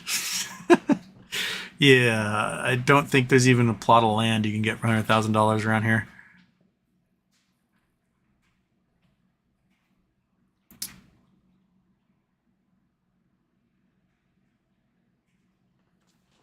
Scott Pullen, in my opinion, if buying a house is not attainable, then try to buy land. Can always build and go sweat equity route. That's true. Also, your property taxes on a piece of land are not as high as they would be on a house if you got to sit on it for a couple of years. And it's easier to sit on a piece of land and not have to do any maintenance or improvement or anything if you want to wait it out. So, you know, when auctions start coming about, I mean, there are auctions all the time, but when like big time foreclosure auctions start coming about because, well, the real estate market collapses, you can buy lots of plots of land in a lot of desirable places and sit on them for a couple of years and they'll 5 and 10x. I mean, there's land in Seattle that sells for $1 million because you can do something with it, right? You could have a janky home that's completely falling apart. It'll cost you $1 million as well. But the property taxes on the home is going to be way more than it would be on the empty lot because there's improvement on the land. As long as there's no improvement on the land, the property taxes will be like $10 a year. So that's one route to go.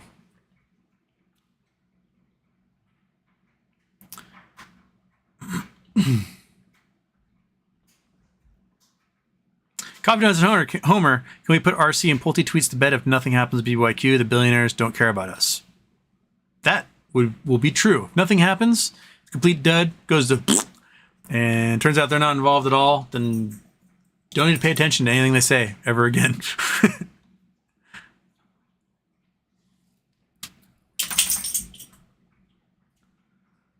Oh, and there's the reset of the chat one more time.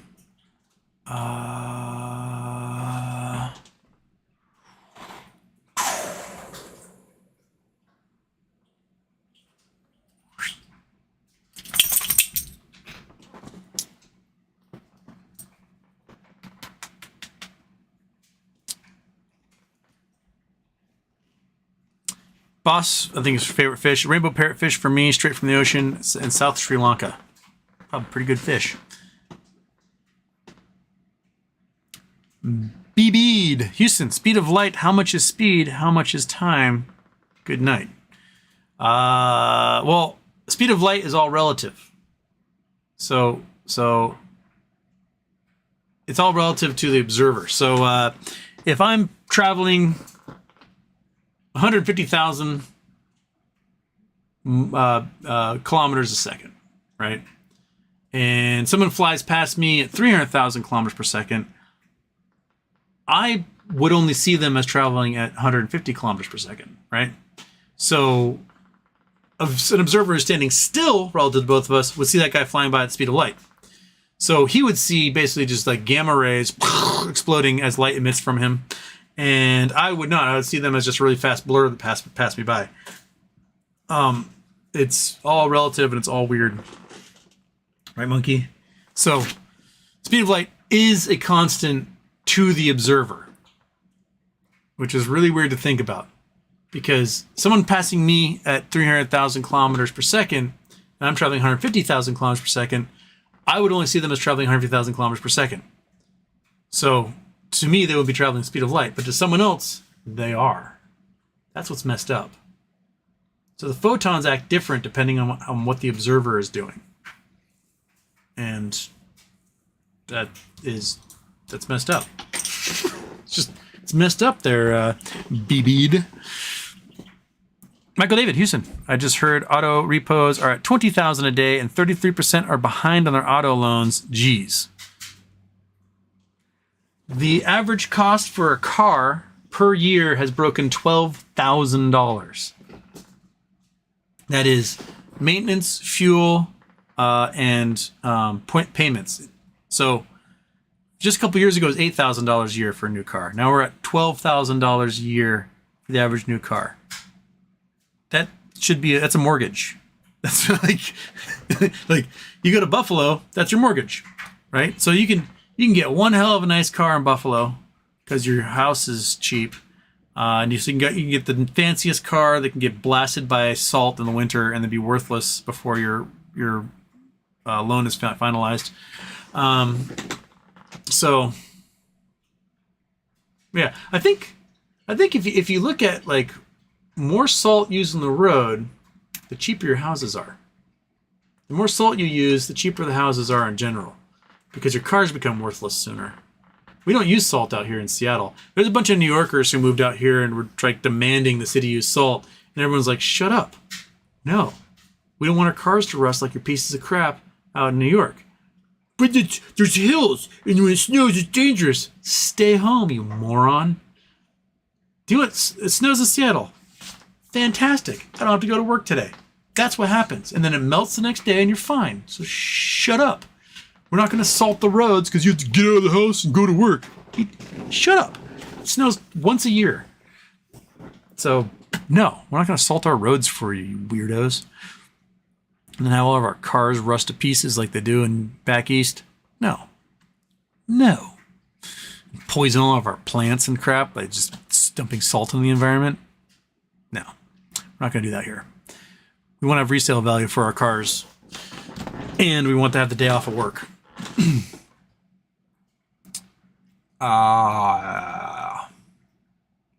Matthew Jackson, I need a Snoopy update. I have not seen Snoopy since Christmas, so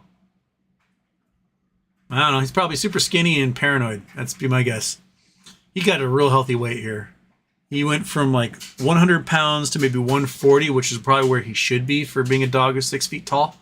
And I bet he's back down to 100 pounds again, maybe less. He was like, because I saw him at Christmas, he was just like, and he just felt light as a feather, just bones. He needs a farm field. He needs a big field full of like sheep,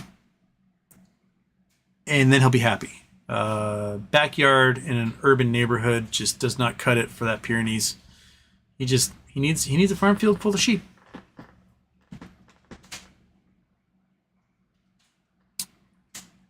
JD from the 80s. Happy birthday, Houston. Talking about Monday's show. I noticed one day reporting of stocks stopped about 2 weeks ago. Only been seeing 5 days and longer when searching on Google. That's because that was the problem we were having. I could not get down to 1 day on Google, and that was very annoying. Yeah. Ethereal Wasteland, first time shirt repeat. I've been repeating actually for the last month or so. Maybe 2 months. So yeah, you just remember this one. I wore this one. I don't know when I wore this one. Maybe sometime this last year. I don't know. I have like the pineapple shirt was when I began repeating, and so anything to the left of the pineapple shirt I've worn, and anything to the right of it in this closet, and anything in the other closet I have not worn in this repeat cycle.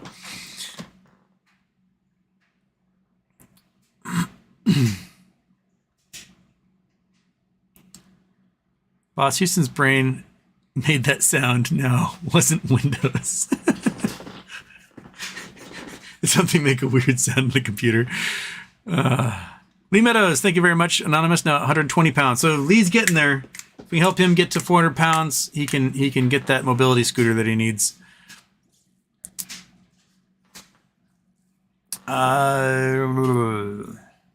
Daphne, everyone take a moment to please like. Oh yeah, like, subscribe, tell your mortal enemies and your friends and family about this. Bring them on the show. Have them hang out.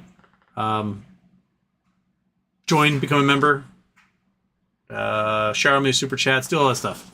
Jose Rosario, how much money would it take to start MOAS on any stock? Stock of your choice. Think about BBYQ gains reinvested in, to trigger it. I bet Powerball winner could do it. They would do it with call options and buying the stock. So let's say when, I don't know, the $2 billion Powerball, you have $1 billion post taxes and everything. And so you got $1 billion in hand. I would go out and let's look at the yield options chain here. GME options chain. Okay.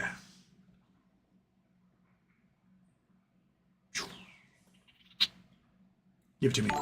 Okay. So these are weekly options. We've got a couple thousand. So just like the weeklies, probably have 20,000 options. So that translates to about 2 million shares. So you got 2 million shares during a weekly. Now let's look at the monthlies for October. So what, the 17th? October, 20th probably.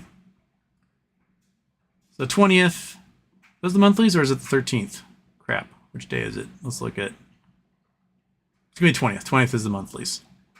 Okay, so October 20th is the monthlies. We are a month out and we're at probably 30, so, okay. Blah, blah, blah, blah. The 1, 2, 3, about 40,000 or more. So about 4 million shares get triggered here, right?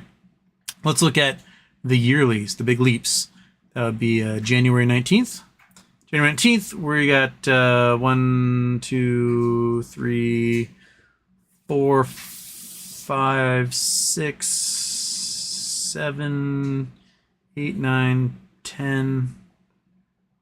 Oh, that's about 20. So I have about 200,000 or more options that can get triggered for January, right? So that's 20 million shares that get triggered for January. So let's say you have $1 billion, right? And you look at stuff that's just out of the money. It's trading. So January, $20, 179. That's pretty darn reasonable because the stock that the implied volatility has just collapsed, right? So the stock just kind of hovers in that 17 to 20 range. It does not have the wild sweeps of volatility anymore because March 2021, the implied volatility was in the thousands of percent. And so if you wanted to buy options where just a couple bucks out of the money, you're spending like $1,000 for those options. Now you're spending $179 for something that's a few months out. So if you have $1 billion, you would probably buy, I know if you want to trigger MOAS, buy $500 million to $700 million in options, right? They run the gamut. And not just for January this year, but for like the weeks between now and January, even stuff after January. And you buy enough of these suckers. Let's see what we could buy for, if we average, I don't know, probably 75 cents. So $75 per option. Calculator time. Chrome turn off. Calculator turn on. There we go. All right. So calculator, got $700 million, right? And we want to see how many we can get for 70 bucks. We can get 10 million options. That's 100 million shares. Okay. So you have options on 100 million shares that are not too far out of the money at varying distances between now and January of this year. Okay, so you drop $100 million, $700 million on this. Now, the minute you drop that money, and this stuff is near out of the money as it would be in this options chain, and we can go, and even then you can go way out into like freak land to the $100 range, and you could buy, I don't know, there's only open interest of 249 at $107, right? And 2 cents is what people are buying them for. So you can get to the 1 cent range, or where there's 112 options at 130. So let's say you buy $100 million for it. Like, I don't know if anyone would be available to write that much, but the options chain could all of a sudden show like 100 million options, which is the equivalent of 100 billion, 10 billion shares that do not exist, right? So you can get to the point where you have more options that you in theoretically, then shares exist. Now you take your remaining 300 million and you go to a lit exchange and you start bidding in groups using numbers of market maker numbers. So you're bidding in like at 1,000 again and again at 5 cents higher, 10 cents higher, 40 cents higher every single time you make a bid, and you're just flooding. You're buying millions upon millions upon millions of shares. How many, if you got $300 million left, how many shares can you buy? Turn you off Chrome. So 300 million at just, divide that sucker by, was it $17 right now? So at $17, you can buy 17 million shares. Now we saw what Ryan Cohen did to the share price when he just bought 100,000 of them. He bumped the share price like $25. This is pre-split, right? So it's a pre-split percentage. It was like 25%. He raised the stock price by just buying 100,000 shares. Now imagine a 17 million share buy in like a single day. And then the absolute moment one of your options trigger, whether they're due next week or they're due in January, you execute, right? You execute. You get, 50,000 options at $17.50. It goes above that, you execute all 50,000 of them. Woohoo! All of a sudden, they got to find 5 million more shares. And then then the price goes up because you're getting the gamma squeeze going on. The price goes up to $18. Trigger all those 50,000 options. And you just keep going and going and going and going. And every single time it triggers, regardless of if the options expire next week or 5 months from now, you trigger it. Because the options writers do not expect you to trigger your options 5 months ahead of time. So in the process of buying 10 million plus shares, you're triggering your options in the millions as well, and it's flying. At that point, the volume will go through the roof. You might be able to get back up to 100 million volume happening or more through a lit exchange, causing all sorts of chaos to happen. So I think somebody who has a significant amount of money could have done this already if they wanted to. For all the talk Elon Musk is, he could have done this 2 years ago and just had a heyday, and it would have been way cheaper than buying Twitter.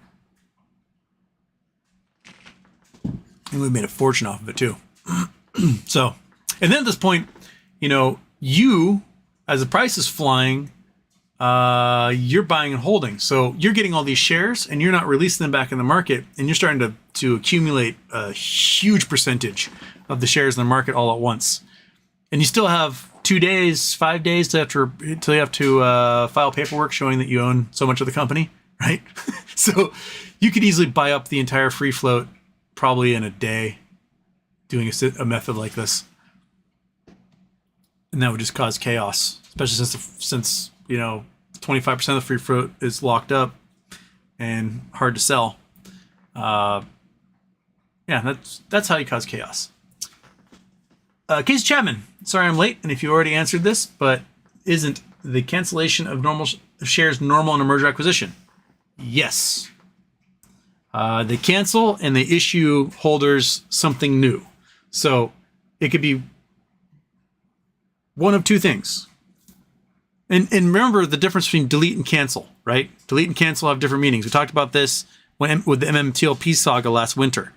Delete means the shares do not exist. They've been removed from reality, right? Gone, poof, into the ether, never to come back. Canceled usually means there's a different share that's replaced it. So in the case of MMTLP, it's paper NextBridge hydrocarbon shares. So they canceled MMTLP and issued everybody NextBridge hydrocarbons. So in this case, if they're canceling BBBYQ stock on the 30th, there should be something else that replaces it. It's a very important distinction between the terms. If they had said, we're going to delete BBYQ on the 30th, then everybody's fucked. It's going to zero for sure.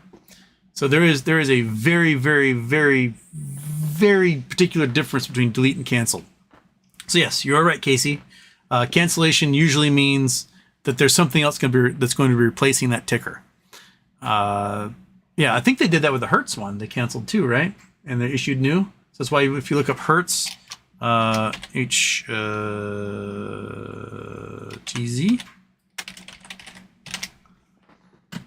So you look up Hertz, you go to max time, bing, it only shows from 2021.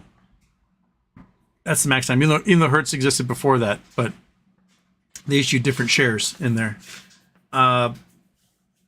So, yeah. And the fall off is steep, right? Like, it hit its peak, $34. Intraday high was like 45 when it had, and then what was that 2 weeks later? About 2 weeks later, it hit a bottom of 20, so it dropped 50%, $14. More than that if you look at the intraday high. So if you're looking at selling somewhere around a peak, and the options chain suddenly comes back because this is November 9th, it went back on the NASDAQ, right? So there's 12th, still at 26. So if it pops back on the NASDAQ, the options chain might open back up again. So if you're selling at some freakish peak, right, $45, whatever it is, or higher than that, who knows, you can take that money, you can buy puts, and then, 5-10x those funds right afterwards. So that's if the options chain comes back, which I think it would, because there'd still be tons of options for sale in there. Who's messaging me? Sorry.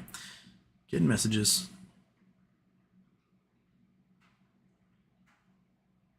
My mama asked me when I'm coming to dinner at her house. Soon. I'm doing a show, Mom. But yeah, there you go. Okay.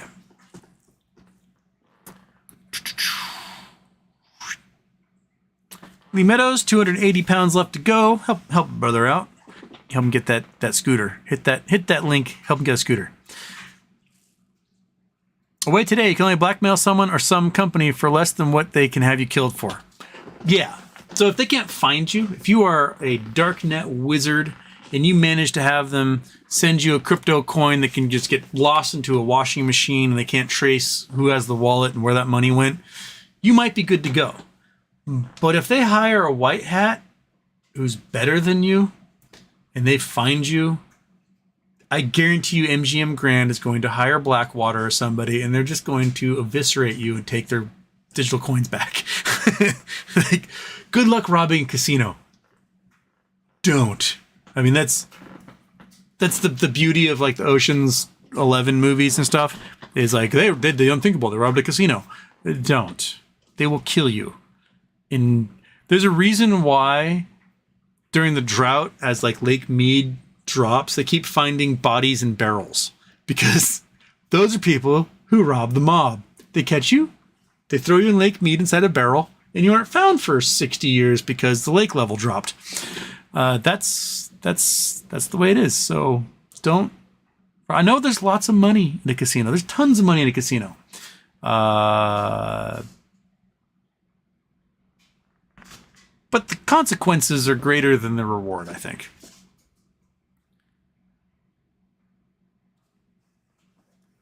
Aaron Salentino, I'm waiting for no lads to be shorted down to single digits again. 1 to 9 cents lit up on thousands of shares. That would be fantastic, actually. Sorry, Ron. Don't mean that. But I don't think it's gonna make it that far. I think they'll have too good a news come the end of the year, right about the time they need to sell more to raise capital.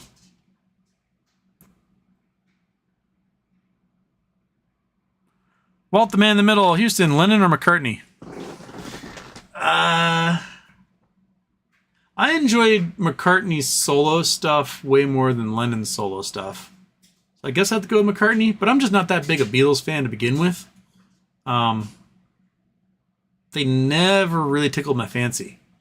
I get like a lot of what they did was kind of the first people had heard certain types of music, but I don't know. I need something heavier than what the Beatles offered. And Paul McCartney did do like a little bit heavier stuff when he was with when he went solo with Wings. So I guess I'll take McCartney.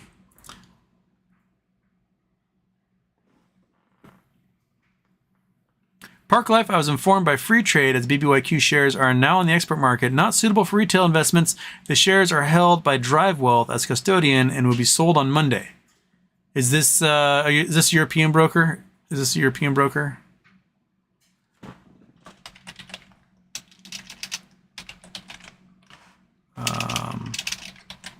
Free Trade broker.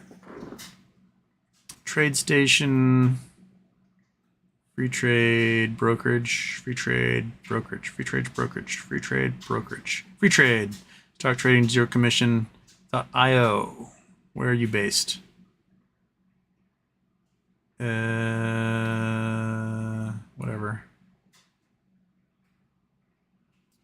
Free trade account. It's a UK account.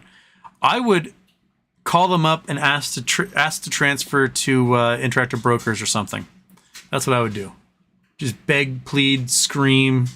I would try to get the hell out of there and see if the custodian can transfer to Interactive Brokers for you, or at least somebody that has like a direct ability to exchange on American exchanges and not through one of those third-party weirdness things. Yeah. And then, like, I don't know, get an attorney and send a stern letter saying, if you sell my client's belongings without their authority, we're going to sue the shit out of you, especially if the stock goes bonkers. So that's what I would do. How do I stop them? Call them, scream at them, tell them no, threaten to get an attorney, ask to transfer to a brokerage that isn't fucking useless and a real brokerage. That's what I would do. Maui Sam's here. Aloha, Maui Sam. Juice, Houston, do you think MMTLP will get their 2 trading days? Not a clue, dude. We're getting more and more support from Congress. Another congressperson just wrote the SEC being like, hey, what's up? What's up with this? This makes no sense to us.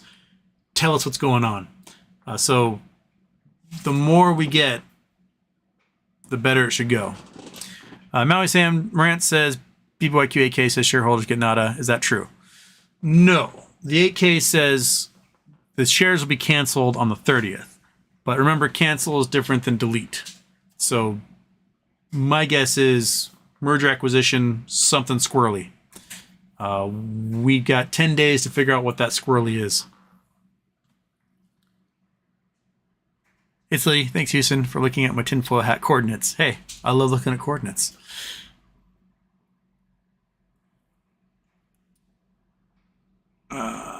Luis Rojas, Houston. Do you still believe GME will go to thousands, if not millions, when you believe starting a YouTube channel? Yeah. If people hold, yeah. They're going to have to close out those short positions, and all they've done is made more. They've not closed out, ever. That liability still exists. All they did when the prices went high is they made more liability. They've not closed out spit. So yeah, it's still there. It just is, will we get to the point where they're forced to close out? They've managed to really draw this out way longer than I suspected. And even in, like, was it my first show? Or show 1.5? One of those, I talked about, the method they would draw it out. They want to make it as long as possible. Take that graph and just stretch the curve out. Rather than have the curve be sharp and steep, you take that curve and you just flatten it out and you stretch it over a long period of time. Just like with the flattening the curve during the COVID pandemic, right? You didn't want to have everybody get infected all at once and the hospitals fill up and then everyone die. You wanted to have the same number of infections but drawn out over a long period of time. It was way healthier and easier for the system to handle it. The system can't handle a sudden explosion of having to close positions. So they're definitely drawing that sucker out, but I think they're drawing it out by shorting more.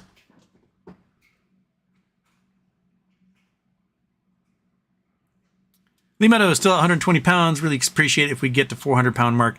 It would greatly improve my standard of life. I'd love to get out of the house a bit. I can imagine, man. Getting hit by a car sucks. I'm just glad that when I got hit by a car, it just rang my bell a lot so it didn't break my body. But man, no. It sucks being stuck inside the house and you can't go anywhere because you don't have a mobility scooter or something. It's terrible. Also, Lee, I would just scream and yell at NHS any chance you get. Make their life a living hell. Have your parents call, make their life a living hell too. Have your friends call, make NHS, just make them be like, all right, fine, we'll just find one somewhere for you somewhere, and go from there.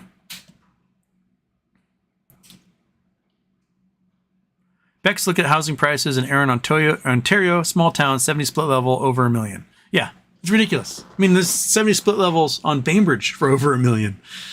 They're gross. They're disgusting, gross, crappy houses. We're like, all right, I'm in the kitchen. I want to go to my bedroom. I got to go down a weird 2-flight stair system. It's just split levels. You know, I was raised hating split levels because my dad's an architect and he thinks they're just an abomination. So in my brain, I'm like, this is terrible. Why would you do this? You enter the house. You got to go upstairs to enter the house. And then you have to go either downstairs or upstairs again to go into the rest of the house. It's just a dumb design.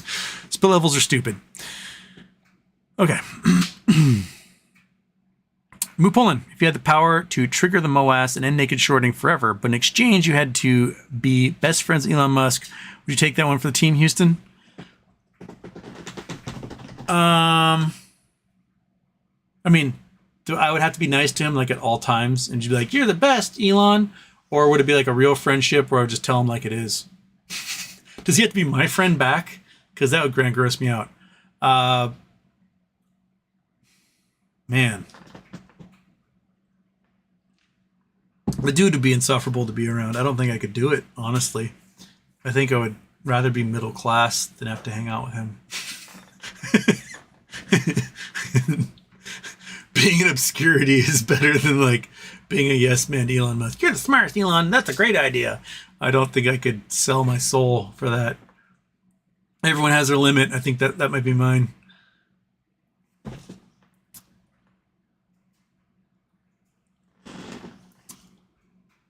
Martin Weiss, why'd the old man fall in the well? Because he couldn't see that well. Fuck.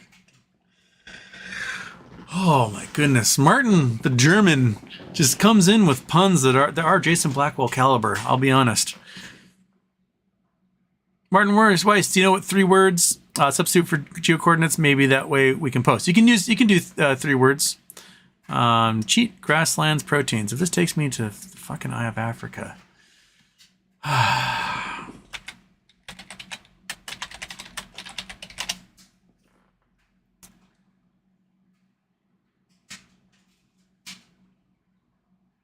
Okay, but first of all, we got to be on satellite. Satellite. I'm not going to do this crap. Okay. Paste. Boom.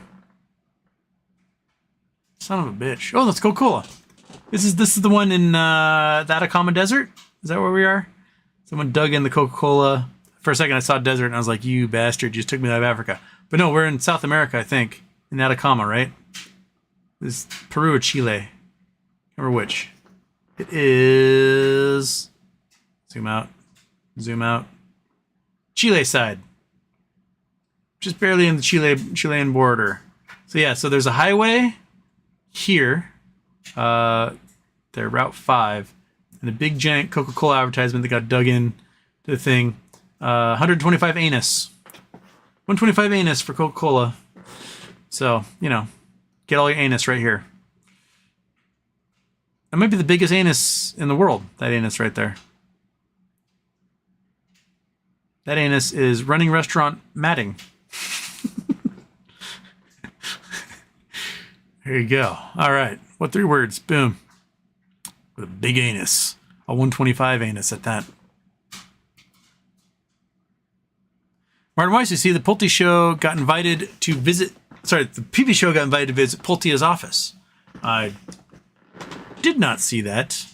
Interesting. Are they going to do the show on Monday at his office? Is that what's happening? But you gave me another one, and it better not be the Eye of Africa.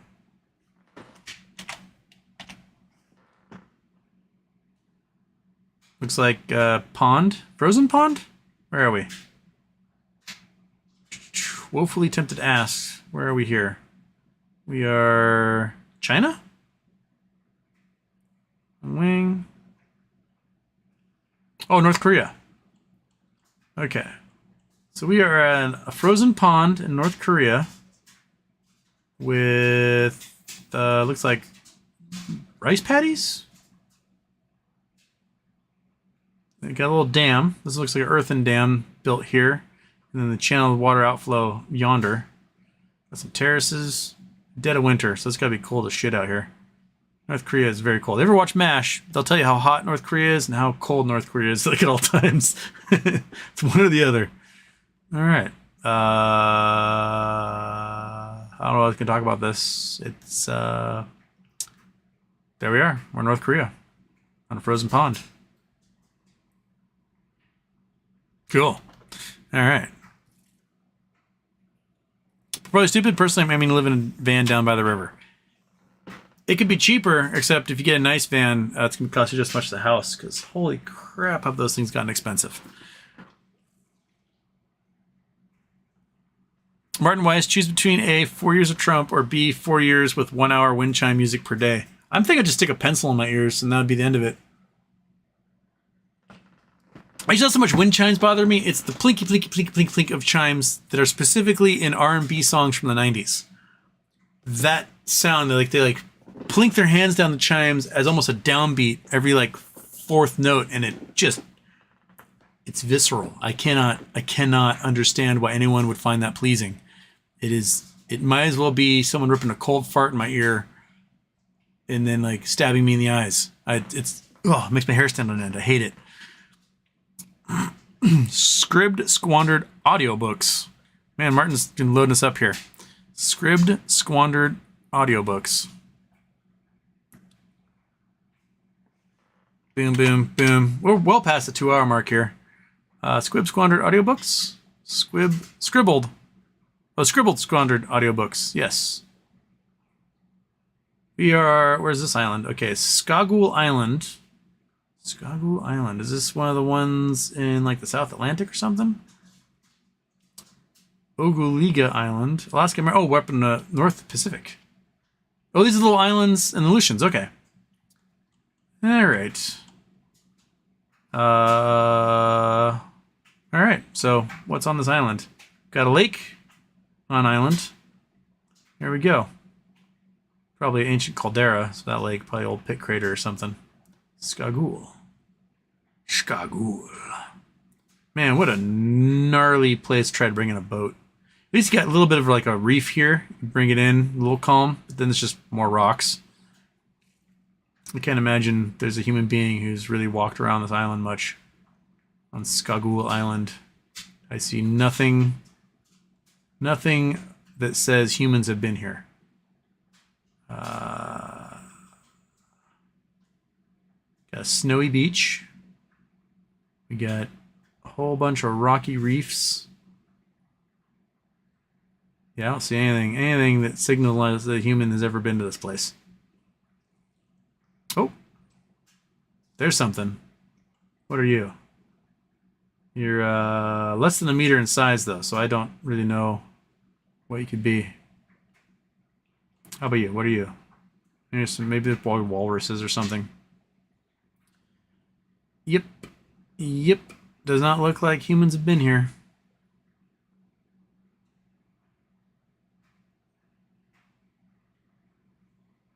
They wouldn't land from this side. They would land from where that breakwater was. Good surf, though. Look at the break coming in here. Okay. Skagul.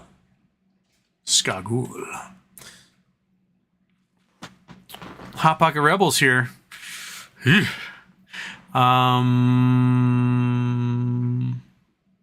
Money over Mayo, new filing on Sears. What? Okay. SHLDQ Kroll, not Cole. Kroll. Sears Holding. Let's see what we got. Docket. Motion for relief from stay by Kenneth Brennan on behalf of Robert Whittemere in hearing to be held 10/19, 10 a.m.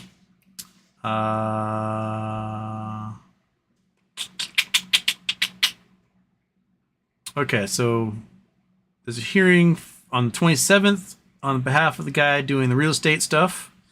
And then Robert Whittemere hearing, video conference, Response is due. All right, they're not gonna let me see it. Okay. Okay. Pleading notice hearing. Robert Whittemere. I wonder who Robert Whittemere is. I'll have to look into that. Hot Pocket Rebel. Which southern state do you think will be the last to legalize cannabis? It's going to be either Mississippi or Alabama. It's going to be one of those two. Louisiana is party central. They'll probably realize they can make a bunch of money off it. Be like, whatever, legalizing weed. Georgia is leaning more blue these days. They'll probably do it just to like stop putting people in prison. South Carolina would probably be third after all those. So, like, Louisiana or Alabama will be the last ones, and South Carolina will be the one before those ones finally do it. But it might still be like 20 years down the line until you can convince those guys. I mean, we're talking about a place where out in the bayou, slavery existed, like slaves on plantations existed until 1971, right? Like, word did not make it to these plantations that you are in fact a free person and you do not belong to the plantation owner. That's crazy. That for over 100 years after the end of slavery, we still had slaves working plantations. Just so it can take a long time for stuff like that to make it in the South. It's I have a friend that works at Paper and Leaf, the pot shop here on the island, and he was telling me about this Texas tourist was in the pot shop buying weed. And he's like, uber Texan, cowboy hat, drawl, the name, you name it. And he's like, you like limp-wristed liberals out here in Washington ain't got no freedoms. And he's like, dude, you don't have pot shops where you live. He's like, good point. So, talking about all the freedoms you want, but you don't have pot shops in Texas. So, apparently, though, there are pot shops opening in Texas because they figured out to make a slightly genetically different marijuana plant that's not technically illegal. And I guess they've been opening them up, skirting the law until they have to mutate them some more. So if you are against GMOs, I don't think you should smoke Texas pot, because the ones there and what shops they have there have been genetically modified like crazy to avoid this very specifics of the controlled substances laws.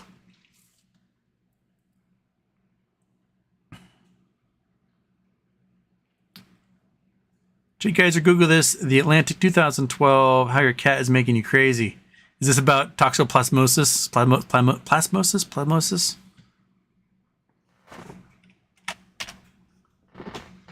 How your cat is making you crazy. From the Atlantic. Joseph Flegger is no kook. And yet, for years, he suspected his mind had been taken over by parasites that had invaded his brain. So the prolific biologist took his science fiction hunch into the lab. What he's now discovering will startle you. Could tiny organisms carried by house cats be creeping into our brains, causing everything from car wrecks to schizophrenia? There we go. Crazy cat lady. No one could accuse Jaroslav Flegger of being a conformist. A self-described sloppy dresser, 50-year-old Czech scientist has the contemplative air of someone habitually lost in thought, and his still youthful square-jawed face is framed by frizzy red hair that encircles his head like a ring of fire. Certainly, Flegger's thinking is dryly unconventional. Starting in the early 1990s, he began to suspect a single-celled parasite with a protozoan family was subtly manipulating his personality, causing him to behave in strange, often in self-destructive ways. And if it was messing with his mind, he reasoned, it was probably doing the same to others. The parasite, Toxoplasma gondii, that's what it's plasma, is a microbe that causes toxoplasmosis. The reason pregnant women are told to avoid cat litter boxes since 1920s, doctors have recognized that a woman who becomes infected during pregnancy can transmit the disease to the fetus, in some cases resulting in severe brain damage or death. is also a major threat to people with weakened immunity. In the early days of the AIDS epidemic, before good antiretroviral drugs were developed, it was to blame for the dementia that afflicted many patients with the disease's end stages. Healthy children and adults, however, usually experience nothing worse than a brief flu-like symptom before quickly fighting off the protozoan, which thereafter lies dormant inside the brain cells, or at least that's the standard medical wisdom. But Flegger is right, and the latent parasite may be quietly tweaking the connections between our neurons, changing our response to frightening situations, our trust in others, how outgoing we are, and even our preference for certain scents. That's not all. He believes that the organism contributes to car crashes, suicides, mental disorders such as schizophrenia. When you add up all the different ways it can harm us, he says, toxoplasma might even kill as many people as malaria, or at least 1 million people per year. Crazy. Hey, fat cat. Are you killing me? Huh? Are you killing me dead? Am I a dead person? Because you're just a little fat cat turd? Yeah? Is all your fault? Because toxoplasmosis is in my brain? Yep. Okay, that's fine. We'll let it slide there, fat cat. I forgive you. Thank you, Jay.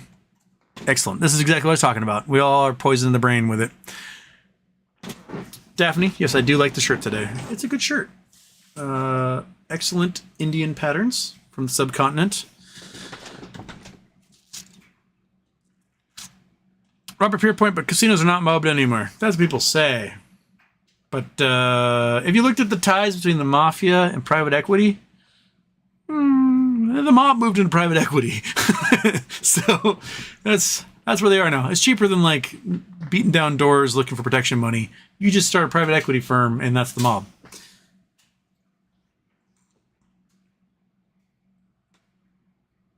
Oh, wait, today MGM will have a big gorilla man spank the bottom of your feet with a razor strap until you cry to death. Probably. Robert Pierpoint, Vegas was way better when casinos were under mob control. Yeah, a little less Disneyfication, a little more like seedy underbelly. There's still seedy underbelly, but like it's got a veneer of Disney on top of it. Boss probably says Anos. Años. It's anus, baby.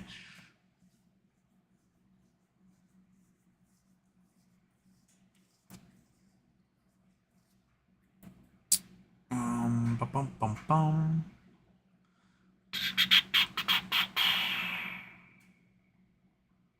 Mupulin, what's your prediction of good news hitting us while being in the expert market? Some brokers are allowing buying. Will there be some FOMO? What about going back to the NASDAQ? So apparently, someone was posting yesterday that on Moomoo, which is one of those trading brokerage apps, I think you have to be on margin in Moomoo. You have to allow lending, but they were allowing small purchases of BBYQ on there. You couldn't, if you tried to do like, I want to buy 10,000. I was like, no, you had to buy like 100 at a time or something. But I'm still not allowed on Fidelity to do it. So a few $100 just languishing in there, hoping to get more. Because I'm going bust or the moon. That's where I'm going on that. All right, Martin's out of here. See you later, Martin.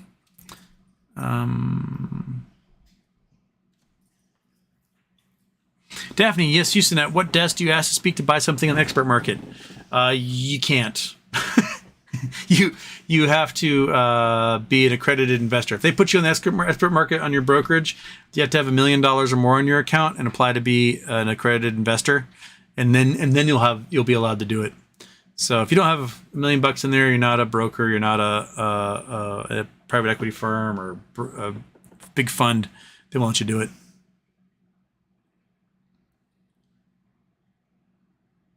Daphne says people could still buy BBYQ and Fidelity if you call, kind of like when people called an order from MTLP, but we couldn't buy online. Really? So maybe I'll give a call and see what I can do.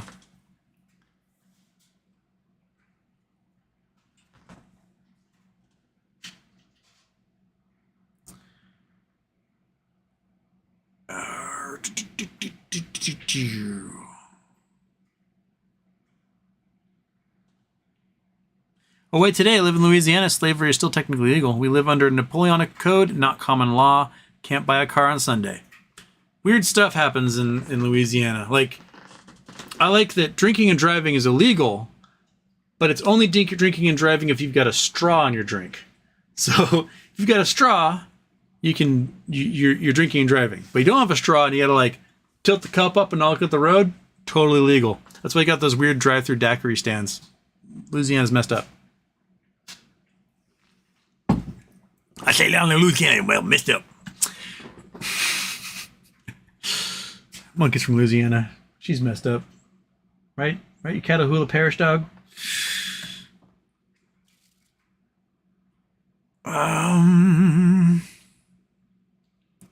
Alright, where are we? Toxoplasmosis, Louisiana.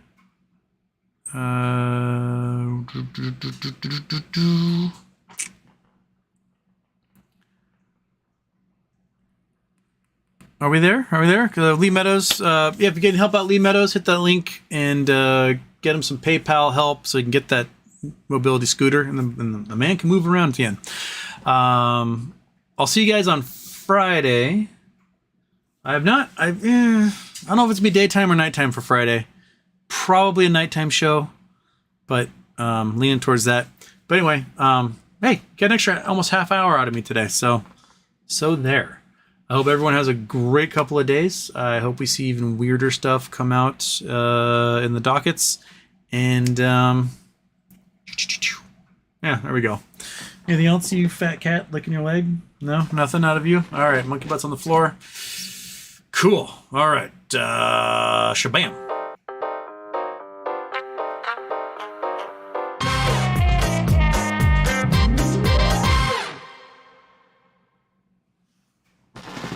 Yo.